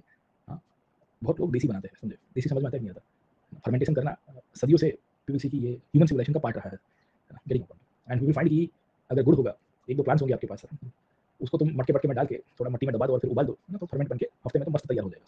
Getting point? हफ्ता 10 दिन लगेगा। बहुत सारे एरियाज में लोकल कम्युनिटीज करती है सर, और वो अलग ही है सर, समझे। इवन नारियल कोकोनट से भी फर्मेंट करके लोग इनफेक्ट ना थोड़ा सनलाइट में रख के मस्त कर देते हैं सर, समझे। तो यू कैन इमेजिन काजू से बना देते हैं। तो ये बादशाह सोच रहा था कि विल सी दैट कि मैं इसको बंद करा दूंगा, तो उसने किया तो सही सर, ऑर्डिनेंस पास तो कर दिया था, पर लोगों ने over period of time will come to know कि घर पे डिस्टिल करना शुरू कर दिया, घर मतलब अपने प्रीमाइसेस के अंदर सर, करिंग अपॉन स्मगलिंग होनी शुरू हो गई सर, जैसे गुजरात में बिहार में होता रहता है sir, occurring upon. And we will find कि खिलजी को समझ में आया कि यार ये तो बड़ी प्रॉब्लम होगी। फिर उसने नोबल्स के लिए आदेश पास किया कि काम करो, तुम सोशल गैदरिंग में मत पीना ना, समझे, सोशल गैदरिंग क्योंकि तुम पी के 4-5 लोग पे क्रांति कर दोगे, विद्रोह कर दोगे। तो पीना है तो घर पे इंडिविजुअली पियो। कॉमन मैन को भी उसने फिर इससे बदलाव किया सर, घर के 4 दीवारों पे पी लेना सर, बाहर जाके मत पीना सर, मेरी वो साख है सर, करिंग। तो कुछ-कुछ पॉइंट ऑफ व्यू से we will come to know कि खिलजी वाज सक्सेसफुल। कुछ-कुछ पॉइंट ऑफ व्यू से we will come to know कि Khilji was also not successful sir, getting. जैसे नोबल्स की पार्टीज को बैन करवा दिया तो उसने सक्सेसफुल रहा सर। क्यों? क्योंकि ये लोग मुफ्त का खाने पीने के शौकीन हो गए थे, पार्टी में सरकारी पैसों से ही आता था ना उसमें, वो सब बैन करवा दिया। वो ये क्या शादी वाली नोबल्स अंदर करते, सुल्तान बोलता था मेरी परमिशन देनी पड़ेगी। तो जैसे एक मंत्री दूसरे के यहाँ ब्याह करने की बात करता है, तो इनके बीच में अगर जब डिस्कशन होता है, पहले ऊपर मैं पटक पहुंचानी पड़ती थी। एंड ही वाज लाइक कि बताओ मेरे को सर, मैं किसके साथ ब्याह कर नहीं कर सकते सर? बोले क्यों? बोले मैंने कहा नहीं कर सकते सर, वेरी इंपॉर्टेंट। तो वी विल फाइंड कि इनकी ओवरऑल एमिनिटीज जो थी ना, मोबिलिटी वो खत्म हो गई। और इन सब परिस्थितियों के कारण we will come to know कि मोबिलिटी कंट्रोल में आई। मोबिलिटी कंट्रोल में आई तो इट बिकम वेरी क्लियर कि अब किसी की हेकड़ी नहीं थी कि सुल्तान के सामने बोल पाए sir. So as per Ziauddin Barani, he highlighted that Khilji issued 4 ordinances. These 4 ordinances were attributed to the prosperity of nobles, intermarriages, family system, the liquor system as well. So spice system अच्छी नहीं चल रही थी, बलबन ने अच्छा किया था, बीच में खराब हो गया सर। तो ओवर पीरियड ऑफ टाइम उसने जमीनें ले ली, सब अपने अंडर में ले ली, सीधा स्टेट कंट्रोल में, प्रॉपर्टी ले ली कुछ कुछ लोगों को छोड़ के, और सबको मीन्स ऑफ सर्वाइवल तक छोड़ दिया गया। तो खिलजी कहता है कि नशा बर्बादी का पैगाम है सर, ऑब्वियस था सर, करेंगे। दूसरी कहानी के पॉइंट ऑफ व्यू से हमें ये भी देखने को मिलता है कि उसने आर्मी ऑफ इन्फॉर्मर्स क्रिएट किया, स्पाई को अपॉइंट किया, इनको बरीद और मनियास के रूप में पहचानते थे, और ये सबके सब लोग वी विल सी कि सीधा सीधा रिपोर्ट खिलजी को भेज देते थे। ये बरीद और मनियास बड़े सिग्निफिकेंट रहे हैं मेडिवल पीरियड के अंदर, क्योंकि इन्होंने ही सुल्तान को आगाज किया था कि क्या हो रहा था, ठीक है। ड्रिंकिंग की कहानी आपको देखने को मिलती है, वाइन की जो स्टोरी थी मैंने आपको बताया कि बंद कर देंगे सर, करेंगे। खुद आया, खुद की बाटियां लेके आके उसने रोड रोड घुमा दिया सर, और उसने पब्लिकली उसको बताने की कोशिश की, देखो मैंने बंद कर दिया, तुमको भी बंद करना चाहिए, और मैं दिखा रहा हूं, I am leading from the front है ना। But then we will see that लोगों ने घर पे बनाना शुरू किया, स्मगलिंग होती रही। पर वाइन एंड डाइन की जो कहानी है वो सब बंद हो गई। Main issue wine and dine का था, क्योंकि ऐसे नॉर्मली लोग खुलते नहीं थे कि मन में क्या है।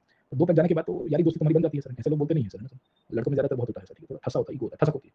2-4 पैक जाएगी तो तू मेरा भाई है, तेरे मन में क्या है, तेरे मन में क्या है, तू बात नहीं कर रहा था, तू फिर खत्म हो गया सर, ठीक है, गेटिंग पॉइंट। तो ये सब कुछ चीजें अगर आप समझने की कोशिश कीजिए, खिलजी ने बैन करवाई, पता था कि इनके मन में क्या है, वो सब बाहर नहीं आ पाएगा सर, गेटिंग पॉइंट। ओके, तो ये भी चीजें इसके और गैम्बलिंग बंद करवा दिया मेन तो, क्योंकि सट्टा-वट्टा खेलते भी कभी-कभी विद्रोह का प्लान कर देते थे सर, ओके, वो भी बंद करवाया सर, गेटिंग पॉइंट। ओके, और पीरियड ऑफ टाइम इनके बीच में सोशल रिलेशंस बंद करवा दिए, मैरिज परमिशंस बंद कर दी सर, समझे, और कहा आज के बाद तुम एक दूसरे के घर पे भी नहीं जाओगे सर। तो स्थिति ऐसी हो गई कि द सोशल लाइफ जो इनका जीवन था खत्म हो गया सर, पूरा आइसोलेशन में हो। पीना भी है तो अकेले घर के अंदर पीना है, बाहर नहीं पी सकते सर, गेटिंग पॉइंट। तो जो हॉस्पिटैलिटी थी, फेस्टिविटी थी इधर-उधर, और हमेशा डर रहता था सर कि किसी को अपने घर में, मैंने बताया ना एक बार एक केस हुआ सर ना कि नोबल था, मंत्री था, I forgot his name sir, okay, तो किसी और के यहाँ डिनर करने गया सर, खिलजी बोलता है कैसा लगा टिक्का तुमको, है ना, समझो, बढ़िया लगा कि नहीं लगा सर, ठीक है, थोड़ा नमक ज्यादा हो गया था, नहीं सर, है ना, समझो, और कैसा खौफ आ जाएगा आपको सर, ठीक है, खौफ तो आएगा ही ना सर, ओके, गेटिंग पॉइंट। यार ये क्या हो गया सर, है ना, समझे, है ना, मतलब आपको लगता है पर you become very fearful sir, okay. तो वी विल फाइंड कि एक दफा एक ऑर्गेनाइजेशन की बात है सर, ओके, और ऑर्गेनाइजेशन की बात में ये हुआ कि वो ऑर्गेनाइजेशन में कोई काम कर रहा था, 2012-13 की बात होगी, और उसमें से एक व्यक्ति को जॉब छोड़नी थी। तो उसने कहा कि अभी मेरे को कहीं पे इंटरव्यू देने जाना था, उसने बताया नहीं सर, ठीक है, और नहीं बताने के कारण उसने 2 दिन की छुट्टी ले ली, तो कहीं और दूसरे सिटी में इंटरव्यू देने गया वो, और हेल्थ की छुट्टी ली थी, सिक लीव ले ली थी, है ना? और 2 दिन के बाद हुआ, एक या डेढ़ मतलब डेढ़ दिन का था पूरा टाइम फ्रेम। तो दूसरे दिन आए 2 दिन के बाद, तो हमारी कॉन्फ्रेंस चल रही थी, हम कॉन्फ्रेंस में बैठे थे, साहब भी बैठे हुए थे सर, ओके, और फिर सब आए बैठे, लैपटॉप खोला, फाइल वाइल खोल रहे थे। वो साहब आके क्या कह रहे हैं वो व्यक्ति को, है ना, समझे, बोले और कैसा रहा, है ना, और वो फ्लाइट थोड़ी डिले हो गई थी, नहीं, है ना, समझे कि नहीं समझे? हाँ, तो बोले मेरी उनको याद ही देनी थी ना जहाँ तुम मुझसे मिल गए थे। ओ भाई साहब, वो जो व्यक्ति था सर, और रूम में 15-20 लोग कॉन्फ्रेंस टेबल पे बैठे हुए थे, कॉन्फ्रेंस कैसे होती है कॉर्पोरेट, और सामने वाले व्यक्ति की काटो तो खून ना निकले सर, क्योंकि he knew that this guy has gone outside, है ना, समझे। मतलब एकदम खतर, और उसने एकदम क्लैंडस्टाइन ऑपरेशन किया था, हमको भी नहीं पता, हमारे साथ ही बैठा था वो बंदा, साथ में मतलब बाजू-बाजू के टेबल में, है ना, समझे। तो हमको भी नहीं पता था कि ये कुछ कांड कर रहा है, मतलब नॉर्मली कलीग्स के साथ थोड़ा बहुत शेयर करते हैं कि यार मेरे को कहीं जाना है, ये करना है, वो करना है सर। तो किसी को नहीं पता, नो वन न्यू सर, ये वहाँ फ्लाइट की डिटेल तक बोल रहा है। वो फ्लाइट डिले हो गई थी ना, समझे, इधर-उधर तुम ये वैसा, समझे, 2-3 ऐसी पंच लाइन मारी सर, ओके। तो मतलब है ना, फफड़ा जाता है ना सर, नहीं नो इंस्टा किसी ने नहीं डाला सर, इतना थोड़ी होता है सर। बट देन समझे नहीं समझे, तो कैसे पता चल गया कैसे नहीं, बट नॉर्मली होता है कि कंपनी के टॉप मैनेजमेंट एक दूसरे के कॉन्टेक्ट में होते हैं बहुत सारे ऑर्गेनाइजेशंस में, तो तुम यहाँ से वहाँ जाते हो ना, यहाँ ना बोले हुए, वहाँ वाला कहता है कि तुम्हारा बंदा आया था मेरे पास, समझे, अगर उसको बोले कैसा है उसका फीडबैक बता दो, मूल फीडबैक के लिए पूछते हैं ये लोग, है ना, कुछ-कुछ कॉर्पोरेट। तो ये रियल एस्टेट वाला था, मैं कंस्ट्रक्शन साइड में था ना पहले, तो कंस्ट्रक्शन का था वो, तो उसने पूछा होगा इनडायरेक्टली एचआर के थ्रू या इसके थ्रू, बोले आया है, हाउ इज द वर्क का काम करता है कि नहीं करता, तब इसको पता जो भी था, but this guys knew sir. तो over period of time we will come to know कि जो भी चीज़ें हमको यहाँ से मिलती है कि उसने नोबल्स को बहुत टाइट कर दिया सर, समझे।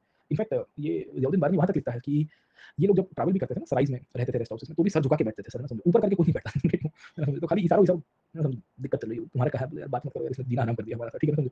तो आप कैसी स्थिति में रह रहे होंगे सर, ना समझे, जहाँ आप बेसिकली कोई भी डिसीजन ना ले पाओ इंडिपेंडेंटली, तो सब कुछ इसको पता था। तो इन सब के चक्कर में इंटरनल रिबेलियन होने की शक्यता ही नहीं हुई ना, मंगोलों से डील कर दिया, इंटरनल रिबेलियन की कोई चिंता नहीं है, अब देखिए पैसा ही पैसा है, क्योंकि इनकी आर्मी भी ले ली इसके नाम पे, बेसिकली इकता दार आदमी से ज्यादा लोग इकता सिस्टम अबॉलिश कर देगा अभी सर, कल पढ़ेंगे इसको। तो ये अबॉलिश थी बचा कुचा इकता सिस्टम, एक्चुअली इकता को दो पार्ट में अबॉलिश किया, एक बलबन ने खत्म किया था उसमें मेजोरिटी, इसने बची कुछ इकता सिस्टम को भी अबॉलिश कर दिया, गिने चुने खास लोगों को छोड़ के सबके इकते ले लिए, तो किस बात का इकता सर, है ना समझे। सो hardly few people had the इकता at the disposal, तो पैसा खत्म, इकता खत्म, आर्मी खत्म, समझे। तो किस बात के नोबल सर, है ना समझे। वो हम है मंत्री है, क्या काम करेगा वो मत पूछो सर, है ना समझे, है मंत्री है सर, ठीक है, कुछ बोल पाओगे नहीं, बोल नहीं बोल पाएंगे, बोलेंगे तो सुल्तान को पता चलेगा, सुल्तान हवा निकाल देता है हमारा, ठीक है। तो ये सब चीजें बहुत देखने को मिलती है सर, है ना समझे। And then over period of time हमें पता चलता है कि खिलजी का कार्यकाल जो है वो आगे चला। देखो जजिया right from the period of Aibak और इल्तुतमिश, ये घड़ी के समय से था जजिया। नॉर्मली लोग कहते हैं कि ये तो फिरोज शाह तुगलक जिसने की, फिरोज शाह तुगलक ने उसको रिवाइव किया था। रिवाइव करने का मतलब ये है कि we will come to know कि उसकी कलेक्शन मेथोडोलॉजी से लेके we will come to know कि जो उसकी जो पॉइंट ऑफ इंटरफेस जो है उसको फिर से उसने रीएस्टैब्लिश किया sir, but it was already there sir. तो इंटरनल नोबिलिटी का जो क्राइसिस चल के आ रहा था ना सर, हमने क्या कहा पहले पढ़ा था, नोबिलिटी वर्सेस मोनार्की। तो nobility versus monarchy slave dynasty के पॉइंट ऑफ व्यू से तो वी विल सी कि सक्सेसफुल रहा, है ना। बट खिलजी तक आते आते समझ में आया कि नहीं आपको कि अब मोनार्की नोबिलिटी के ऊपर भारी पड़ जाएगी, गेटिंग ग्रेजुअल सेंस में वंस अगेन ये गेम जो है वो आगे जाके फिर नोबिलिटी के हाथ में आएगी। जब फिरोज शाह तुगलक राजा बनेगा, तुगलक के अंदर पढ़ेंगे आगे, ये तो बहुत एक थीम है मेडिवल इंडिया की, when we once again see the nobility will be establishing its hold, फिर रिवाइवल होगा एकता सिस्टम का, फिर रिवाइवल होगा, क्योंकि he was the first sultan of that era to be appointed by the nobles। उसका special selection किया गया nobles के द्वारा 1350 में, तो मोहम्मद बिन तुगलक की मृत्यु हुई। तो मोहम्मद बिन तुगलक भी अपना दम के ऊपर आया, उसमें नोबिलिटी ने चलाई नहीं, उसने निकलो यहाँ से कहीं और। तो वी विल सी कि कंटिन्यूअसली ये डाइकोटोमी आपको मिलनी चाहिए, ये थीम पकड़ लेना सब दिल्ली सल्तनत में, क्योंकि ज्यादातर सवाल यहाँ से बहुत आते हैं एडमिनिस्ट्रेशन सुल्तान के रिफॉर्म्स के पॉइंट ऑफ व्यू से, इसलिए हम लोग धीरे जा रहे हैं। It's a very long theme sir, okay context समझिए सर। अब देखिए कि अब वो सेना बनाएगा और इकोनॉमिक रिफॉर्म्स करेगी, ये सब एड्रेस क्यों किए गए थे, क्योंकि उसको पता था कि मुझे मंगोलों से लड़ना है सर, ठीक है। So all this were address towards one single point, that is the Mongols. So पता था कि यार मैं सर्वाइव नहीं कर पाऊंगा सर। तो वी विल सी कि उसकी इकोनॉमिक रेगुलेशंस हो गए हैं या जो भी मार्केट रिफॉर्म्स आपको मिले, घुमा फिरा के या नोबिलिटी सेंटर का आपको सवाल नहीं आया है, आ सकता है सर, ठीक है ना। तो ऑलवेज वी विल सी कि they were target to greater political control. अब क्या करेगा कि मार्केट को टाइट कर देगा, इकोनॉमिक रिफॉर्म कर देगा, प्राइसेस को कंट्रोल कर देगा, और इकोनॉमिक रिफॉर्म्स में विल सी कि रूरल एरियाज में भी लैंड को कंट्रोल करेगा। अभी तो उसने अर्बन एरियाज में ये जो मंत्री लोग उनकी जमीन ले ली, थोड़े टाइम के बाद गांव में जाएगा, बोले तुम क्या कर रहे हो, बोले मैं चौधरी हूँ, बोले घर पे जाओ, समझे नहीं समझा ना। तो गांव में ये सब चीचा लोग है ना, उनका वो कापिया बुड़बुड़, समझे बुड़बुड़ कहते हैं इसको बड़ी इंडिया में, बुड़बुड़ आवाज आता है ना पानी से, ठीक है, इट वाज कॉल्ड बुड़बुड़, यू नो दैट सर। हुक्का या शीशा है ना, शीशा वाज कॉल्ड बुड़बुड़, है ना। मैंने कहा आज के बाद नहीं बुड़बुड़ बुड़बुड़ नहीं सर, समझे, चुपचाप काम करो मेरे लिए। तो उसने गांव के चौधरी की, चौधरी जो गांव का मुखिया था, खूंट था, मुकदम था, उनकी जमीन ले ली, जमीन ले ली अपने अंडर में ले लिया, बोले शहर वाले की नहीं रखी, तुम भी कहाँ रखूंगा, और इन सबको सरकारी नौकरी मिला दी। तो पहले ऐसा होता था कि चौधरियों के घर तक समझे समझे उनके गांव में अलग ही दबदबा था, खूंटों का, मुकदमों का। चौधरी मतलब Chaudhary, the landlord of the fourth part of the village, चौथा भाग उसके नाम का था, चौधरी इसके लिए पड़ा। उसने खाली टाइटल रखा और इन सबको सरकारी नौकरी में लेके आया कि तुमको कलेक्शन करना है मेरे लिए। आज के बाद तुम मालिक नहीं हो, गरीब हो तुम, यू आर दी पटवारी और kind of a person who will collect revenue for me, accountant के साथ मिलकर। तो इनको सबऑर्डिनेट कर दिया और इनकी भी जमीन ले ली, निकलो यहाँ से। तो ना शहर के अंदर किसी के पास जमीन बची है ना गांव में बची है, उसको पता गांव से विद्रोह हो सकता है, रूरल एरियाज में लोग बैठ के सरकार पलटा देंगे मेरी, मैं क्या करूंगा, नोबल्स तो ठीक है ना, बाकी सारे विस्तारों में गरीब। तो जयउद्दीन बारनी कहता है कि पहले इनकी फैमिलीज में शादी ब्याह करने के लिए लाइनें लग जाती थी, बोले इनके घर के साथ रिश्ता बांधेंगे चौधरी साहब के यहाँ, खुद मुकदम की फैमिली। अब ऐसी आ गई है कि इनकी दो दो नस्ल या दो दो जनरेशन, समझे समझे, या कंटेम्पररी एक ही फैमिली के अंदर चार पांच भाई लोग होंगे, छोटे बड़े, है ना समझे, बट इनकी कोई शादी नहीं कर रहा है। No one is ready to marry with their families, बोले ये तो बेकार हो गया, जमीन चलेगी, सत्ता चलेगी, खिलजी के अंडर में तुमको ना पैसा कलेक्ट करके जाना, और उसमें भी तुमको पता है सर कि तुम उल्टा सुल्टा काम करोगे तो स्टेट पकड़ लेगा, क्योंकि खिलजी ने लैंड को असेस करना शुरू करवाया। उसने क्या किया कि लैंड का मेजरमेंट करवाना, उसको पता था कि एग्जैक्ट कितना रुपया आएगा कितनी जमीन से, ये गांव से 100 रुपए मिनिमम रेवेन्यू आनी चाहिए, 100 की जगह 80 है तो तुम लपेटे में आ गए, समझे, असेसमेंट में 20 रुपए का करप्शन हो गया ना।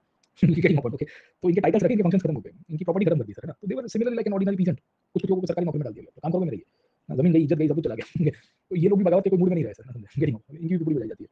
तो वी विल फाइंड कि इस तरह से खिलजी ने एलिटिज्म को खत्म कर दिया था। खिलजी रिवॉल्यूशन में एक इसकी कंसेक्वेंसेस ये भी आती है कि ये लोअर ओरिजिन का व्यक्ति, वो लो ओरिजिन के होने के कारण उसको पता था कि एलिटिज्म ही है जो लॉन्ग टर्म में उसको भारी पड़ेगा, and that is one of the reasons he continuously made sure कि ये जो एलिटिज्म है उसको टारगेट करो। Understood this part sir. तो खिलजी की कहानी समझ में आ गई, तो कल इकोनॉमी पढ़ के कल खत्म कर देंगे, कल तुगलक के ऊपर चले जाएंगे, ठीक है। चलिए सर, ठीक है, तो पूरी कहानी है सर। देखिए थीम पढ़ लो सर, देखो पॉलिटिकल हिस्ट्री से सवाल नहीं आते, मैं पॉलिटिकल हिस्ट्री पे क्यों नहीं गया उसके पीछे की कहानी बता रहा हूँ आपको, क्या नहीं आपको कहानी क्यों बता रहा हूँ, क्योंकि जैसे उसने रणथंभौर बैठक किया, गुजरात के ऊपर किया, सेंट्रल इंडिया में किया, साउथ में किया, तो उसकी थीम बताओ नहीं किया, देखो बुक में तो बहुत डिटेल में किया, इस दिन यहाँ पे किया, उस दिन वहाँ गया, वहाँ गया, पर क्वेश्चन नहीं आ रहे, मैं समझ नहीं। So we will come to know कि then what is the point, उसको हम लोग डेप्थ में जाए, ठीक है। सो हम बेसिकली उसको सिलेक्टिवली पढ़ते हैं, बट वी मेक श्योर कि भाई हम लोगों को क्या करें कि उसकी एक पॉइंट पता होनी चाहिए। 7 से 9:40 ले लो, 10 बजे वाली बहुत बेसिक इतना पढ़ना है तो कवर भी नहीं हो पाता सर, मैं ट्राई करेंगे नेक्स्ट क्लास के अंदर, नेक्स्ट बैच के अंदर सर, ये तो लेकिन इम्पॉसिबल। हाँ लिख सकते हो ना सर, मतलब जलालुद्दीन खिलजी के एडमिनिस्ट्रेशन में अपॉइंटमेंट बदल के मंगोलों से डील करने के लिए, अंडरस्टूड। थोड़ा बहुत इंट्रोडक्शन का पर्सन आएगा, वैसा सवाल आएगा नहीं sir political point of view से, Mughal painting and music are given very jail में था सर। बाकी स्लाइड्स में आ जाएगा सर, स्लाइड्स में आ जाएगा, नितिन सिंघानिया में थोड़ा अच्छा दिया हुआ है सर, ठीक है सर, कुछ स्लाइड्स में, कुछ नितिन सिंघानिया में, कल्चर की बुक है उसके अंदर।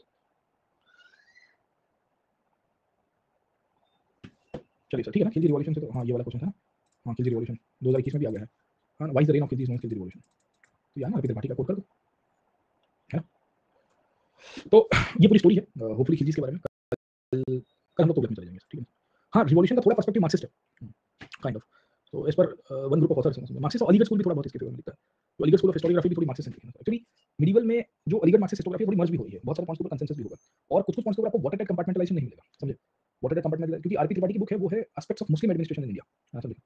सो वी विल और आर एस शर्मा, ये एस आर शर्मा करके ऑथर थे, इनकी भी एक बुक है मिडीवल इंडिया के ऊपर से, ठीक है ना? तो उन दोनों के अंदर लिखा गया, तो जनरलाइज़ पॉइंट ऑफ व्यू से भी लिखा है और अपने ओपिनियन भी दिए हैं। खैर, तो ये पूरी स्टोरी थी। कल हम लोग थोड़ा एक्सपेंशन कर देंगे, इकोनॉमी देख लेंगे और पॉलिटिकल पार्ट थोड़ा रिवाइज़ कर देंगे। चलिए सर, ठीक है? Bye bye.